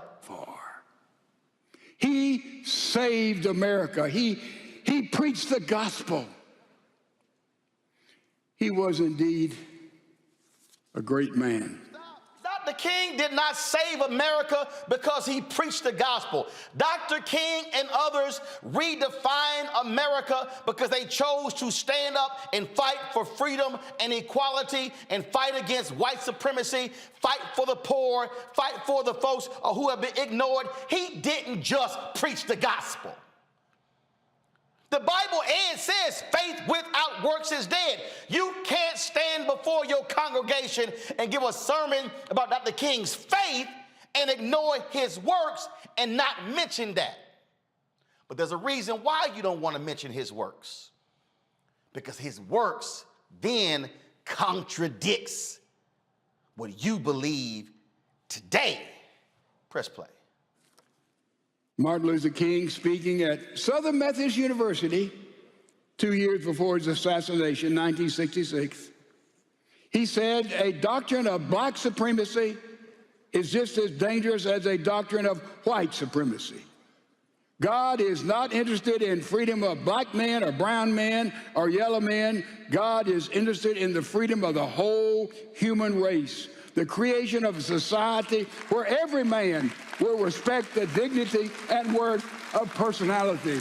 Dr. King, a couple of years before his assassination at SMU. Oh my God, I'm fascinated by Ed transitioning from Dr. King's work to a piece of his speech at Southern Methodist in 1966. So I decided to look up that particular speech. Go to my iPad. This, ladies and gentlemen, is a transcript of that particular speech. Ed talked about the white supremacy, the black supremacy part. Let me scroll down. Let me keep going. Let me keep going. Let me keep going. Let me keep going. Let me keep going. Let me keep going. Let me keep going. Let me keep going. Let me keep going. Let me keep going. Let me keep going. Let me keep going. Let me keep going. Let me keep going. Let me keep going. Let me keep going. Oh, then I have arrived right there at the top of the screen, the one paragraph that Ed Young was speaking about. Ladies and gentlemen, the speech that Dr. King gave is 7,485 words. Let me say that again, just in case you missed what I just said.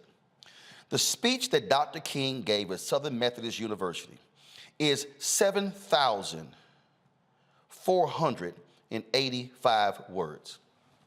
Ed Young skipped 6,345 words before he decided to cherry pick the segment of Dr. King's speech where he's talking about black supremacy. Now, if anybody understands and actually has read the history of Dr. King, what they will know and understand is Dr. King, whenever you saw him talking about black supremacy, he was specifically talking about the Nation of Islam. He was talking about, here's his book, Where We Go From Here, Chaos or Community. In this particular book, where he talked about that there are 4 institutions that are primed to liberate black America, he lists the Negro Church, the Negro Press, Negro fraternities and sororities, Negro professional and business organizations, and then he talks about the Nation of Islam, and he says, while he praises them for the work that they have done to clean up black men and to be moral and upstanding, he disagrees with them about black supremacy. That's what he was talking about. In the same book, he talked about black power being an empty statement with nothing behind it. That's what King talked about. You can hear numerous speeches with him doing so. But there's a reason why Ed mentioned, why he just cherry picks that part of King's speech at SMU for this. So I submit to you that we're proud to be American. I'm proud to be American, but we can't overlook this disastrous history. At the same time, all important, the color of your face says all of those in the woke agenda. What does that mean? He said the woke agenda. Now you understand why he pulls out that segment on black supremacy, because it is the setup for the attack on the woke agenda. He then tries to define the woke agenda. Press play. Means, according to those in the left part of our United States, that if you were born black or some other color, that defines who you are, and you are, listen to me carefully, automatically a racist by being white. That is a fundamental and absolute lie. It is an absolute lie. That is not what being woke means. That is how white conservatives have redefined wokeness. They have used it as the attack against diversity, equity, and inclusion, the attack against multiculturalism, the attack against what we're trying to achieve. That's how they have redefined it in their own way. That is not the definition. Press play. It doesn't matter what you've done, what you believe, where you've been. You are a racist by virtue of your birth. And more than that, and this is hard to believe, there's not a thing in the world you can ever do to repent and to convince anybody anywhere because you're white that you're not a racist. We all know that's a flat out lie.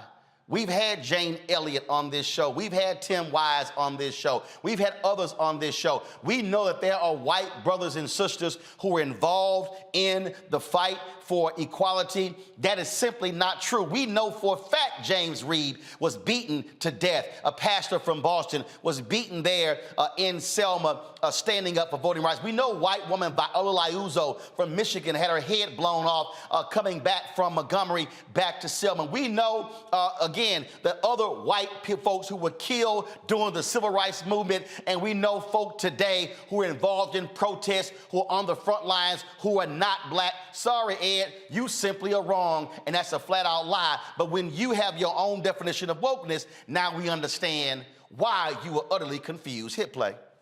There's no redemption. You can be anti-racist, but you'll never reach the goal until you're still categorized like that. A leader of Black Lives Matter said, a matter of public record, anyone who waves an American flag by definition, whomever you are, you're a racist. Now, it's amazing how you could go to find Dr. King's speech and go down 6,000 plus words and pluck out a paragraph, but you can't name who this so-called Black Lives Matter leader is. Do you have a name, Ed? Are they actually a Black Lives Matter leader? Who? Are they a local person? Are they a national leader? Who really is the person you're quoting, Ed, so we can have the context? Oh, you just say a Black Lives Matter leader, it's a matter of public record. Nice try. We ain't falling for the banana in the tailpipe. Press play. Everything is tragically defined by racism. How different that is from Dr. Martin Luther King's understanding of the racial challenges we had in America then, and we progressed a great deal, but we still have some ways to go, but how far that we have come. You see, he would tell us, as we know, the color of your face doesn't determine your character and who you are, and really you'll discover doesn't say much about you and me. Did you know that all of our physical assets, ears, nose, mouth, body, make up 0.012 of who we are? Is that any big deal about you or about me? That color is all important of your skin? Huh. Did he just... So Dr. King didn't understand color? Dr. King didn't have an appreciation of blackness? Really, Ed? I recall Dr. King talking about black is beautiful. Press play. Dr. King. Go to Korea. Play King. And plead with you. Believe in yourself and believe that you're somebody. As I said to the group last night, nobody else can do this for us. No document can do this for us. No Lincolnian Emancipation Proclamation can do this for us. No Kennisonian or Johnsonian Civil Rights Bill can do this for us. If the Negro is to be free, he must move down into the inner resources of his own soul and sign with a pen and ink of self-assertive manhood his own Emancipation Proclamation.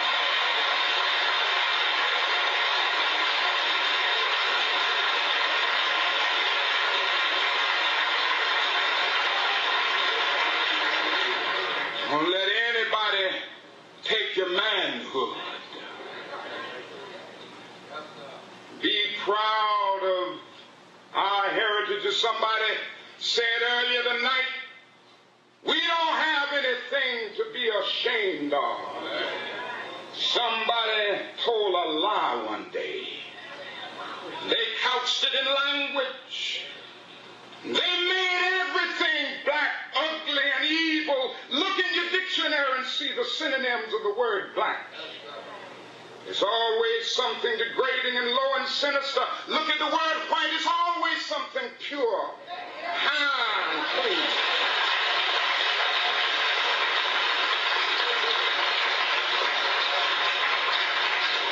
But I want to get the language right tonight.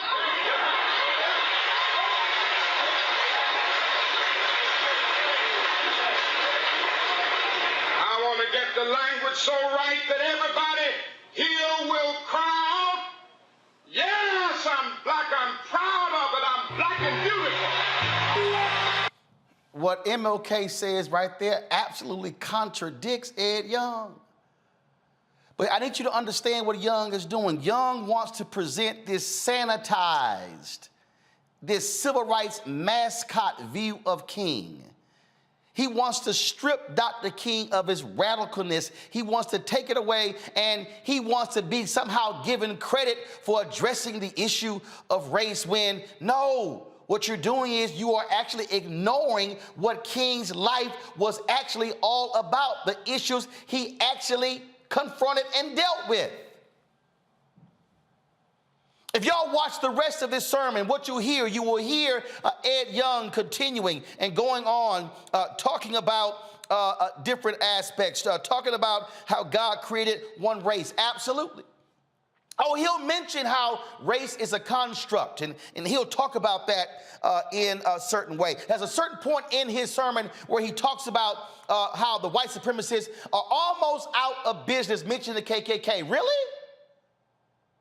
FBI Director Christopher Wray testified before Congress.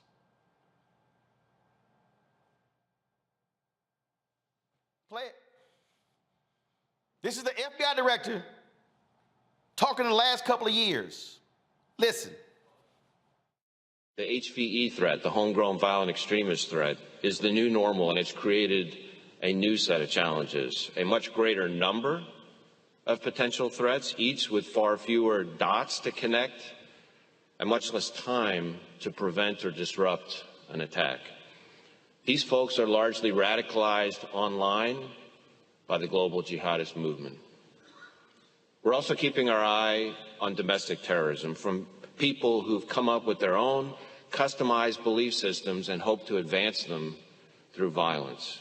We have, through the third quarter of this fiscal year, had about, give or take, 100 arrests in the international terrorism side, which includes the homegrown violent extremism. This year. But we've also had just about the same number, again, don't quote me to the exact digit, on the domestic terrorism side. And I will say that a majority of the domestic terrorism cases that we've investigated are motivated by some version of what you might call white supremacist violence, but it includes other things as well. It's a huge chunk. Now, Ed Young, this idea that somehow we've eliminated that simply flies out the window because it's simply not true. But when you're living in your own safe, protected cocoon, and when you are standing with MAGA folk, you actually believe that utter nonsense when in fact, that's simply not true. Play this part of his sermon. It's not biblical. Let me assure you of that, because without grace, we're totally out of business. So, with that being said, I'm going to do something with great reticence, but I think it needs to be restated. One of the greatest orations, Lincoln's Gettysburg Address, 2 or 3 others, would be Martin Luther King's I Had a Dream speech. There in the Washington Mall, maybe 1 million people present, millions of people heard it around the world. And Martin Luther King dreamed of a certain kind of America. I think we were getting there with not fast enough. 350 years of bigotry by leadership across the board is too much, folks. We can't deny that. We can't run from that. But we were getting there. And we're getting there because a lot of churches, Christians, that's how slavery got eliminated. In England, it was Wilberforce. And here, it was Uncle Tom's Cabin. And here, it was Henry Ward Beecher and others who stood against the evil and deadliness of racism. Oh, yes, it was through the church when people awakened to see that in the Bible we are one in Jesus Christ, period, Selah. When they began to preach that and see that, that's where racism was eliminated and still being healed. But thank God, there's only one kind of slave we want to be. And that's a slave to the Lord Jesus Christ, where everybody... I got to freeze right there. Ed, do you deny the reality of how the white church continued racism after slavery? How the Southern Baptist Convention, what they did? How in his own sermon, he actually contradicts it by saying when he passed a church in South Carolina, they had a sign where everybody wasn't welcome. And he said, no, that's not how I'm going to be leading this church. Doc, come on. You can't sit here and talk about how the church was the one that led the end of slavery. No, it was white men like John Brown who stood up against other white pastors who wanted to continue. Come on, Doc. We can't do that. And y'all, so you hear what he does. And so what he does is he continues in here, and then he goes on and he closes his sermon by reciting King's I Have a Dream, the I Have a Dream portion of King's speech. And see, this is the crux of what I'm talking about. See, this is what I'm talking about, the game that these white conservative preachers play in terms of how they love to play around. See, Ed, since you want scripture, Proverbs 12:17 said, a truthful witness gives honest testimony, but a false witness tells lies. Then it says, reckless words pierce like a sword, but the tongue of the wise brings healing. Truthful lips endure forever, but a lying tongue lasts only a moment. There is a deceit in the heart of those who plot evil, but joy for those who promote peace. Ed, you can't stand in front of the people and then recite the I Have a Dream portion of Dr. King's speech, but you ignore completely everything he said before that. You can't sit here and talk about, oh, how Dr. King wanted the races to get along and his children and he starts crying and his congregation begins to stand up and they begin to clap and cheer and all that begins to happen. But how dare you as a Christian pastor give a 26-minute sermon extolling Dr. King? Not one time do you talk about what he stood against. Not one time do you recite the same speech where he talked about police brutality. He talked about voter suppression. He talked about the economic imbalance in this country. How can you sit here and even quote that particular speech that he gave at Southern Methodist University and totally look over the 6,000 other words he actually gave in the speech? Y'all, go to my iPad. If you actually look at the speech, Dr. King in the speech, he talks about the poor. He talks about voter suppression, still alive today. He talks about the economic imbalance when it comes to wages and jobs. He talks about all of those things. Yet I don't hear Ed Young talking about any of these issues. I don't hear him talking about what King was referencing. I don't hear him dealing with, in all of these volumes, the work King was talking about. Y'all go to YouTube. Ed Young has a speech called Socialism versus Capitalism, where he has some strong words against socialism. The same man who he praised in this sermon, guess what he called himself? A socialist. This book right here is called The Guaranteed Income. It is by Robert Theobald. This is the book. Reverend Al Sampson, who was one of two pastors personally ordained by Dr. King. This was the economic theory that the King believed in when it came to a guaranteed income. King said he was a socialist. But the same Ed Young has harsh words for socialists, yet he stands before the congregation, strips King of all of that to praise him, to make it sound like, oh, we all together. And if we could just love one another and just stand together. No, Ed, what it requires is for you to put some skin in the game. What it requires for you, Ed, is to not to drive your conservative theories when you, at your church, hosted Roy Moore Jr. when he was running against Doug Jones in the Alabama Senate. When you stood there and criticized the cash bail situation, blaming that for crime in the country, when you don't want to confront mass incarceration. Where are you, Ed Young, with the Poor People's Campaign and Reverend Dr. William J. Barber fighting for the 140 million poor and low-income folks in the country? You can't stand before the people and praise Dr. King and never mention the poor. You can't stand there and talk about how great and wonderful he was when literally the things that that man was fighting for then still exist today. You can't sit here and strip this man of who he was and how he spoke against the reality of how white folks thought. But maybe I just ought to just share just a couple of things, and I'm almost done. And I'm gonna let the panelists comment, and then I'm gonna go to my next guest. But I just want y'all to understand that, this is what King wrote. White Americans left the Negro on the ground and in devastating numbers walked off with the aggressor. It appeared that the white segregationists and the ordinary white citizen had more in common with one another than either had with the Negro. Same MLK. The same MLK, this is what he said. Overwhelmingly, America is still struggling with irresolution and contradiction. It has been sincere and even ardent in welcoming some change, but too quickly apathy and disinterest rise to the surface when the next logical steps are to be taken. Laws are passed in a crisis mood after a Birmingham or a Selma, but no substantial fervor survives the formal signing of legislation. The recording of the law in itself is treated as the reality of the reform. Same MLK, Ed Young. MLK writes, the real cost lies ahead. The stiffening of white resistance is a recognition of that fact.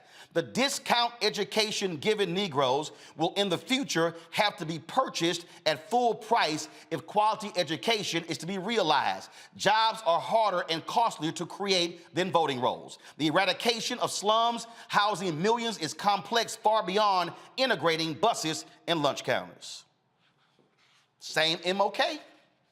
Same MLK.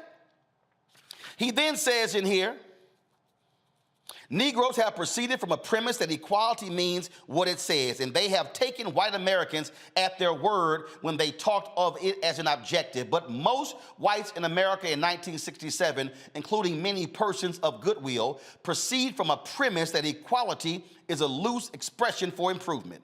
White America is not even psychologically organized to close the gap. Essentially, it seeks only to make it less painful and less obvious, but in most respects to retain it. Most of the abrasions between Negroes and white liberals arise from this fact. Same MLK, Ed Young. Same one. Then he says, whites, it must frankly be said, are not putting in a similar mass effort to re-educate themselves out of their racial ignorance. It is an aspect of their sense of superiority that the white people of America believe they have little to learn. Y'all, that's just in the first 10 pages of the book. I take exception to the sermon because what Ed Young is doing is what white Christians and white Republicans often do. That is, they want to present a sanitized, clean, saccharine, G-rated version of Dr. King minus all of the stuff that he was fighting for in his 39 years.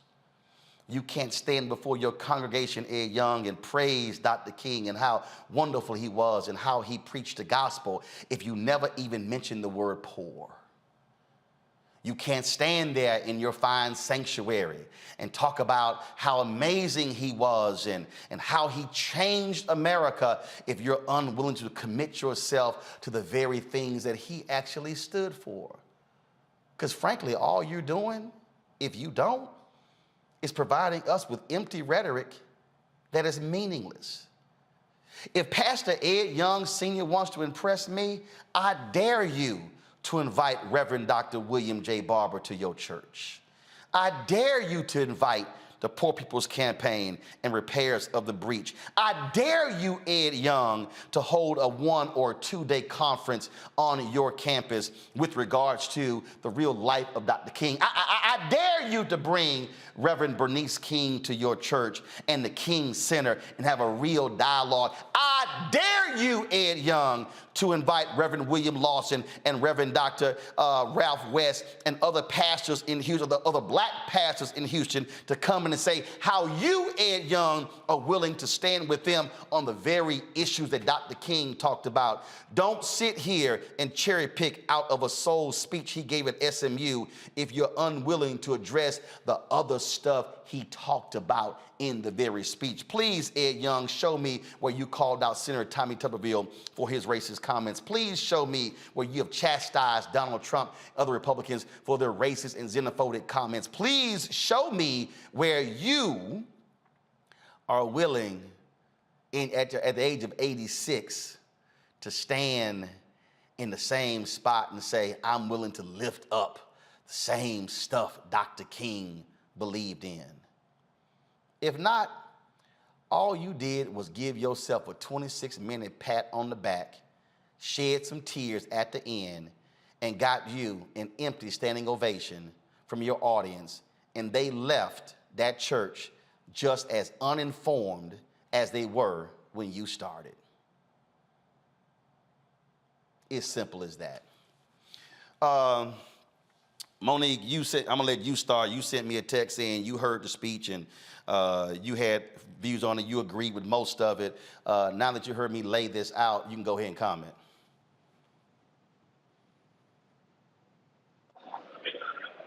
Yeah, I don't know that there's ever been a single topic about which we've disagreed more.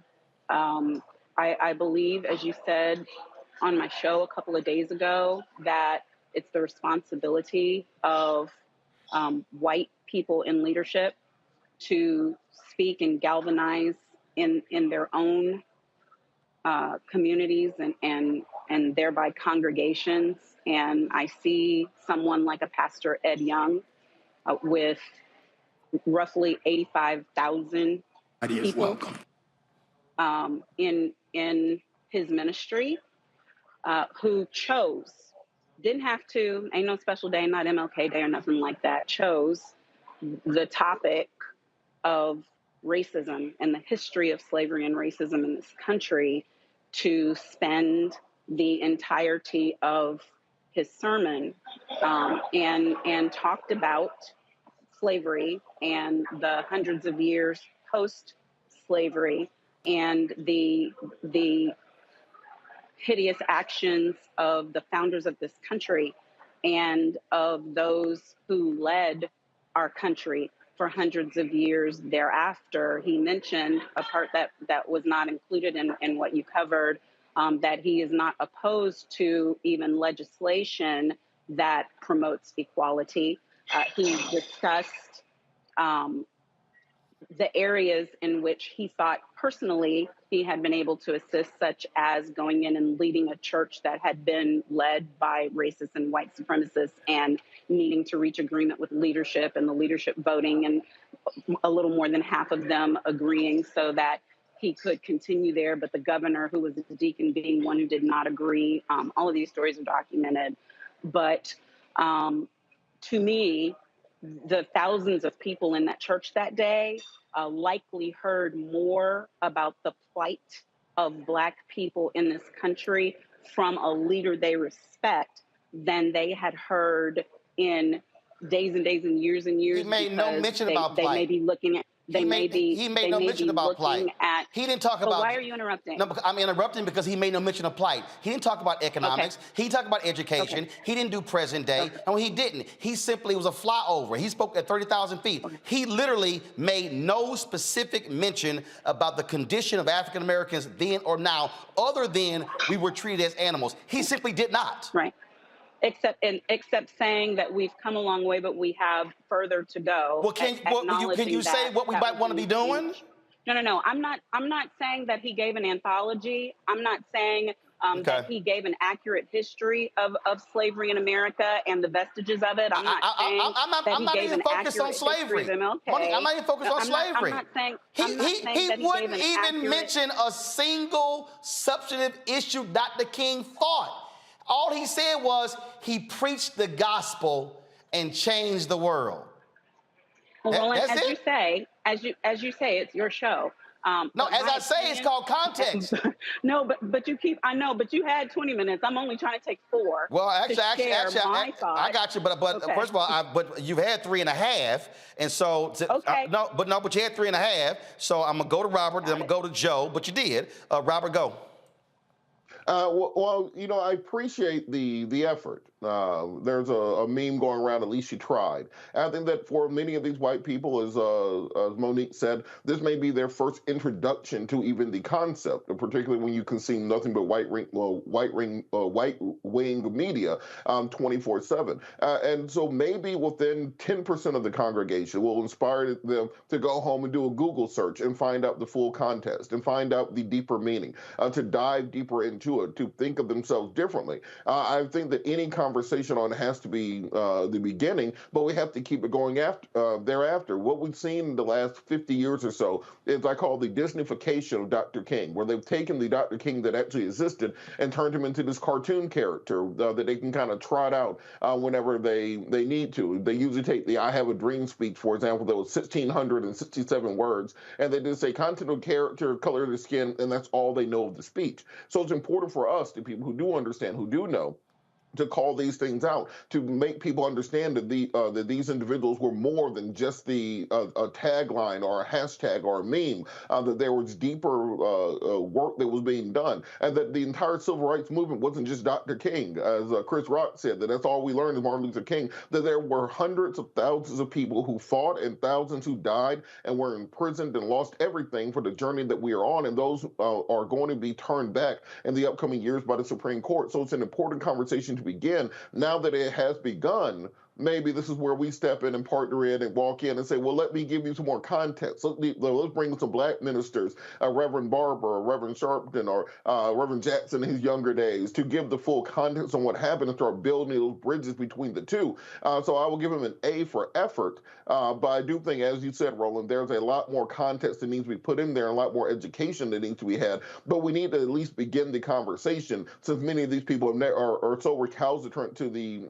idea being even presented, that they're storming school boards to stop critical race theory. Well, Joe, what you're not going to do is try to throw shade at the 1619 Project, Black Lives Matter, and woke agenda. We don't know what the hell you're talking about, but then you want to cover it up by saying, "Ooh, I love Dr. King." Joe, go ahead. You know, I think one of the scriptures that is mentioned in that same speech by Dr. King is Amos 5:4. And a lot of people know the scripture. Us church folk know the scripture. It says, "But let justice roll down like a river and righteousness as an ever-flowing stream." But there was a but. So what had happened before was what had happened was people had been making the sacrifices that they normally did. Oh, let's kill an animal. Oh, let's do the things that we normally do, God, and it will pacify you. But what God was saying was, what you used to do and what you're doing now isn't enough. So let justice roll down like a river. You know, if there was this hypocrisy and this selective memory and this self-righteousness, frankly, despite the effort, some may call it effort, this is the reasons non-Christians won't become Christians. Got it. And I'm a Christian saying it.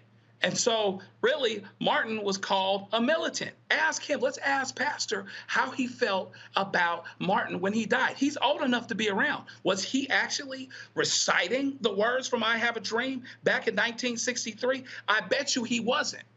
Does he have a picture of Jesus that is historically accurate visually today? Probably not. It might be that some people in his congregation, if they saw Jesus as Jesus was to be seen in the natural, they wouldn't even be followers. And so therefore, we are at a place where we have to be truthful. And even the Bible says, 2 Thessalonians 10, people have not a love of the truth. For that reason, they'll be sent strong delusion to believe the lie. At the end of the day, regardless of his effort, regardless of his intention, and in fact, I don't have a heaven or hell to put him in, and he might get the same grace that I'm in need. I know he needs it. But at the end of the day, he was wrong, and he was wrong from the pulpit, and he's aligned with Donald Trump, who calls 2 Corinthians 2 Corinthians. He's aligned with fascism, and he's aligned with a lack of truth. Going to truth will make people uncomfortable. Everybody celebrates Martin as if he lived a long life and they didn't kill him, but they did. Well, and again, all I'm simply saying is, if you're going to cherry pick the black supremacy part, don't ignore the other 6,000 plus words of what he laid out. But it's amazing how that's the only part of the speech he referenced. All right, y'all, it's time for our Marketplace segment.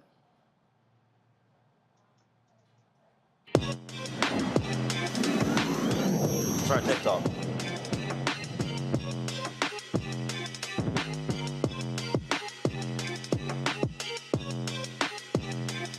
Well, we talk about the history of white folks and black folks in the country. Home ownership and racism in the housing market is one of those issues. Black home ownership has never exceeded 50% in this country. There is a new app that's been put together by Ashley Bell, Dr. Bernice King. They want to level the playing field for black folks in America. They've joined forces to shake up the traditional mortgage lending industry. What is called the Ready Life app. It's a platform that offers mortgage loans without a credit score. Ashley Bell joins us right now. Ashley from Atlanta. So no credit score? No credit score, brother. It's good to see you. Thank you for having us. You know, it's so good to hear you go through everything you went through prior. And, you know, Dr. King and I, Bernice King, started with this concept that we must reimagine what home ownership looks like for the very reason that you said. We live in a country where the average age of the first black homeowner is 48. But the average age of the black person in our country lives to be 75, and they have a 30-year fixed. So that doesn't add up. That means you're 78 before you pay it off, but you died at 75. We're trying to attack the very core of what's been, since 1991, the biggest barrier, which is this 3-digit number that is a game, a shell game, that is we've been asked to play, when really it has no bearing on our ability to pay for a home. And actually, and it's new. This whole credit score, yeah. And in fact, so I'm glad you said it. 1991, right? Right. Let me tell you how much of bullshit this is. 1991, I graduate from Texas A&M. The Birmingham News wants to hire me. 16 editors voted, man, we need to hire this brother. Alabama had a state law that allowed the HR department to deny someone a job because of their credit score. I got a letter from the HR department at the Birmingham News saying I would not be offered a job because of my credit score. Wow. And I ain't never let the Birmingham News forget that. So when I get inducted into the Southern Professional Journalists Hall of Fame next week, they ass probably gonna get mentioned. But again, it's a perfect example of how this system is specifically how it targets people of color, it targets folks low income, and it's keeping us from being able to build wealth. You're exactly right. 60% of black people go to bed every night in a home they don't own, but they should be able to because they pay rent that many times is higher than their neighbor's mortgage. And so this is exactly where we hit. We're a bank as a service. So you download our app. You can go to readylife.com. You bank with us. You'll get a debit card. You'll be able to bank online, pay your bills, all that. We underwrite you based off of cash flow. And so the primary factor we use to underwrite you, you pay your rent through our system. If you're paying $3,000 a month in rent or $2,000 a month in rent in Birmingham, Alabama, and you pay it through our system, between 6 and 9 months, we can look at that and say, all right, you can afford this $2,000 a month rent. So what we're going to do is give you a mortgage that does not exceed $2,000. So we take, which we know what you're already doing, and give you a mortgage to create generational wealth. Because to me, it means more to ask someone, what can you afford in the history of what you've been able to afford? Right. Then go ask Experian or TransUnion, what's this 3 digits that we know has everything baked in it that has nothing to do with your ability to own a home. One of the main things that hurts black folks from getting a high credit score many times is collections every now and then that have nothing to do with their ability to own a home. Think about how many times people get on their credit score, Planet Fitness, or you go to the gym, you forget to pay a gym membership. That can take your score down 80 points for an $80 bill, and an $80,000 collection can take it down 80 points. It can't recognize the score, can't even see the difference. And they won't even tell you what the algorithm is, how it's constructed. I mean, that's what you might be 750 over here, 630 over here, and 690 on another one. And then when you're dealing with the car folk or the house, they'll pick the lowest one. And let me tell you, this is the hard part we all got to understand. Your credit score is not based on your credit, it's your average versus everybody else. At any given moment in our country, 50% of the people have to have a credit score over 700. The other 50% have to have a score below 700. Where do you think black and brown people sit? And Ashley, and explain, and what they're banking on, that below 50%, that 50% that's below 700, that's who's paying higher interest rates. That's exactly right.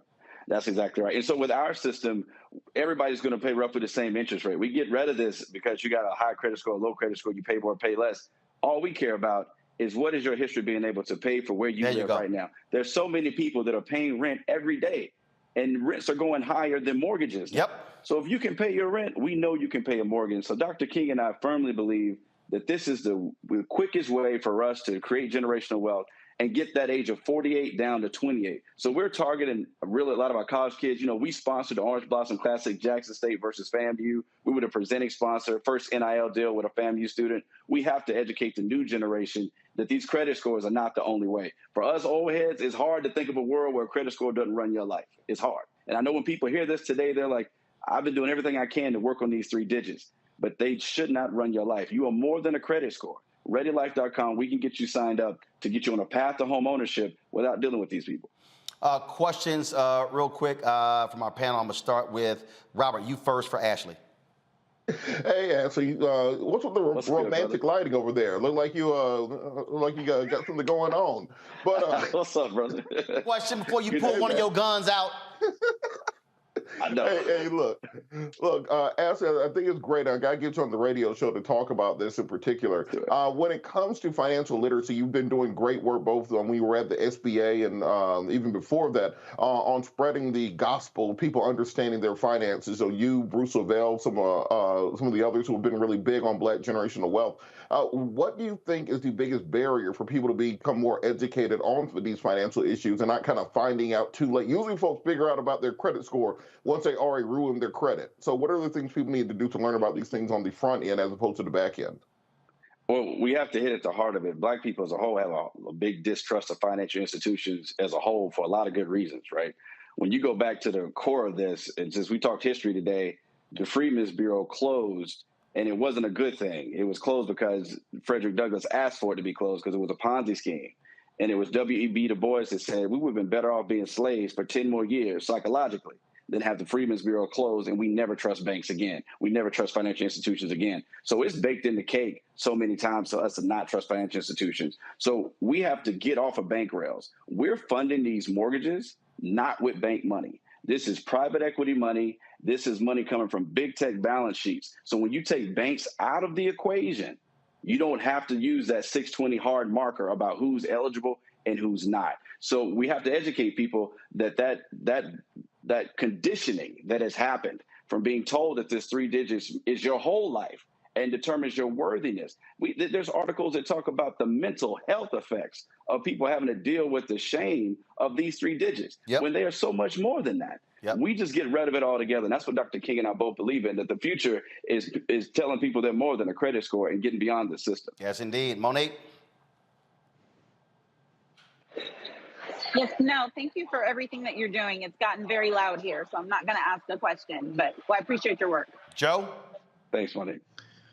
I appreciate and commend you for what you're doing, brother. As I'm sitting here now, one of the things that we're looking at are lawsuits related to people that have played this credit score game that are Black or of color, and because of their zip code, they still wind up with higher interest rates when they're buying cars and things like that. So what are some of the next frontiers that you think? I mean, obviously, I think home ownership is the most important because that is normally people's biggest asset. That's the best way to pass generational wealth. But have you thought about other frontiers as well in terms of other things that people tend to buy with credit?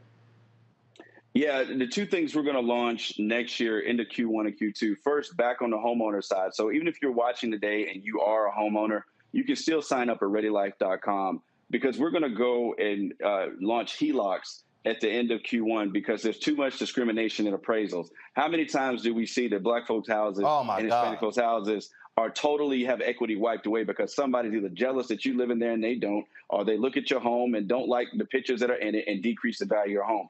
At the end of Q1, we're dropping a 100% AI-driven HELOC, where we can underwrite you in 5 minutes, we can fund you in 48 hours, and nobody's coming by your house looking at the pictures or anything like that. We're going to have a complete race-free ability for you to get access to the equity that you created. And then Q2, we're going to dive into student loans. We're going to make sure that for half of our HBCUs, which many of them are private, and the school and education that we try to afford for our children, too many times the schools, we get the private loans to get our kids in school, but don't pay attention to that interest rate. That interest rate is what we have to think about later on when you're 35 trying to figure out where I'm going to be 75 when I pay this thing off. We have to attack that on the front end and find ways of getting access to educational loans for our students to go to private schools that can't afford or don't have the scholarships to get that interest rate down. And we're going to create a marketplace to drive those down to make education, especially at our HBCUs, more affordable. Well, look, all of this is critically important. We spend a lot of time with a segment called Where's Our Money? And I got people coming to me saying, man, why you always talking about money? If you ain't talking about money in America, you ain't having an American conversation. Absolutely. That's what it boils down to. That's exactly right, Roland. We always appreciate your time. Everybody can get more information about us at ReadyLife.com, ReadyLife tweets, ReadyLife US on Instagram. You can keep up with what we're doing. Dr. King and I have been and Van Jones, who's also on our advisory board. It's been incredible, but we need to spread the word. We are more than a credit score. Tell your neighbor, tell your friends. If you see people playing that game, paying people $49.99 to try to fix their credit, all these shell games to try to play with that system, it's not worth it. We're more than this. We're better than this. Let's do something that is led by our people, but also not just, we don't just advocate for economic justice. We're innovating for it. This is what we deserve, and we think we can get that done best together at ReadyLife.com. Oh, indeed, indeed. Ashley Bell, thanks a lot. We appreciate it. All right, my brother. Talk to you soon. All right, folks. That is it for us. That's some other stories I was going to do. And also, we had a bunch of fools out there I was dealing with yesterday on social media, lying, being stupid, talking about how I was wrong about the so-called Asian hate crime bill. Y'all, listen. If y'all want to listen to fools who know nothing, who read nothing, then go right ahead. But there is a crisis in our community where we got people who are these Twitter political scientists, they Twitter economists, they Twitter politicians, they YouTube doctors who don't bother to read anything. And so we deal with that stuff all the time. We deal with truth and realness here. We're not going to sit here and spread BS. When somebody throws something out there, we're going to sit here and say, okay, where'd you get it from? Back it up with fact, as opposed to allowing stuff to continue. And so you got a bunch of folk out there calling themselves new black media who don't cover a damn thing. They hide behind curtains, and all they do is just talk trash about other people. And they're a disservice to our community. So if y'all follow them and you tweet me, I'm blocking your ass. I just am. Because, see, what I'm not going to do is we're not going to engage in stupidity because we have enough of that right now. And there's way too much bad information that we are being fed on a consistent basis. And then when somebody black comes on and they say it emphatically, oh, man, that brother's speaking truth. No, he's loud and wrong. And so we literally walk through the COVID-19 Hate Crime Act on this show. It is not specific to Asians. We've said that. We've gone through it. The money allocated, not just for Asians. It's a lie. And so the lies keep coming back, and we're going to smack them down every single time. And if y'all tweet at me, guess what? Yeah, I'm going to go ahead. I even had one fool, y'all going to love this. She got mad. I can't believe you talking bad about a sister like this here. This fool literally tweeted, well, why were there only Asians in the photo? That means that it only benefits them. And then somebody said, well, it was only men in the photo that signed in the 1964 Civil Rights Act and didn't only apply to men. That's the dumb stuff that we have to deal with every day with people who just say stuff and it's just utterly ridiculous. And then people get mad, well, Roland, why you call them dumb? Because they dumb, okay? If you open yourself up to be dumb, I'ma call you dumb. It's simple as that, okay? What my man say? Your mama named him Clay, I'ma call him Clay. I'm just gonna call you dumb if you act dumb, sound dumb, look dumb, okay? But we need to operate in a state of truth and reality and not fiction. Ugh, it drives me crazy. All right, Robert, Monique, Joe, I appreciate it. Thanks for joining us. If y'all want, Monique, if you get a chance, why don't you send a gift card to Ed Young to pick up some of these MLK papers. There's 7 volumes. They're working on the 8th volume right now. I'm sure he would love to have some additional reading in his library. That'd be great. All right, folks, don't forget, download the Black Star Network app, available on all platforms: Apple phone, Android phone, Apple TV, Android TV, Roku, Amazon Fire TV, Xbox One, Samsung Smart TV. Support us, our Bring the Funk fan club. Your dollars make it possible to do what we do. So your check and money order, P.O. Box 57196, Washington, D.C., 20037-0196. Cash App, $RM Unfiltered. PayPal is R Martin Unfiltered. Venmo is RM Unfiltered. Zelle is Roland@RolandSMartin.com. Roland@RolandMartinUnfiltered.com. And of course, get your copy of my book, White Fear: How the Brown of America is Making White Folks Lose Their Mind. Ed Young, you should get that copy as well. I'll be happy to do a book signing at Second Baptist Church if you like. And I'll be in Houston on this Sunday for a GOTV rally. So Ed, why don't you drop on by? I wish I could get there early because I go to his church. I was last there when my Aunt Lurdy died, and I spoke there. I knew there was a spirit in that church I didn't particularly like, but that's how it is. All right, y'all, get White Fear, all available bookstores, Amazon, Barnes & Noble. Lanny, why you shaking your head? What's wrong with you? And then, of course, you can also get the book on Audible and order from your favorite black bookstore. Hey, y'all, I'm going to see y'all tomorrow right here. Roland Martin Unfiltered on the Black Star Network. Black-owned, unapologetic, unfiltered. Ho!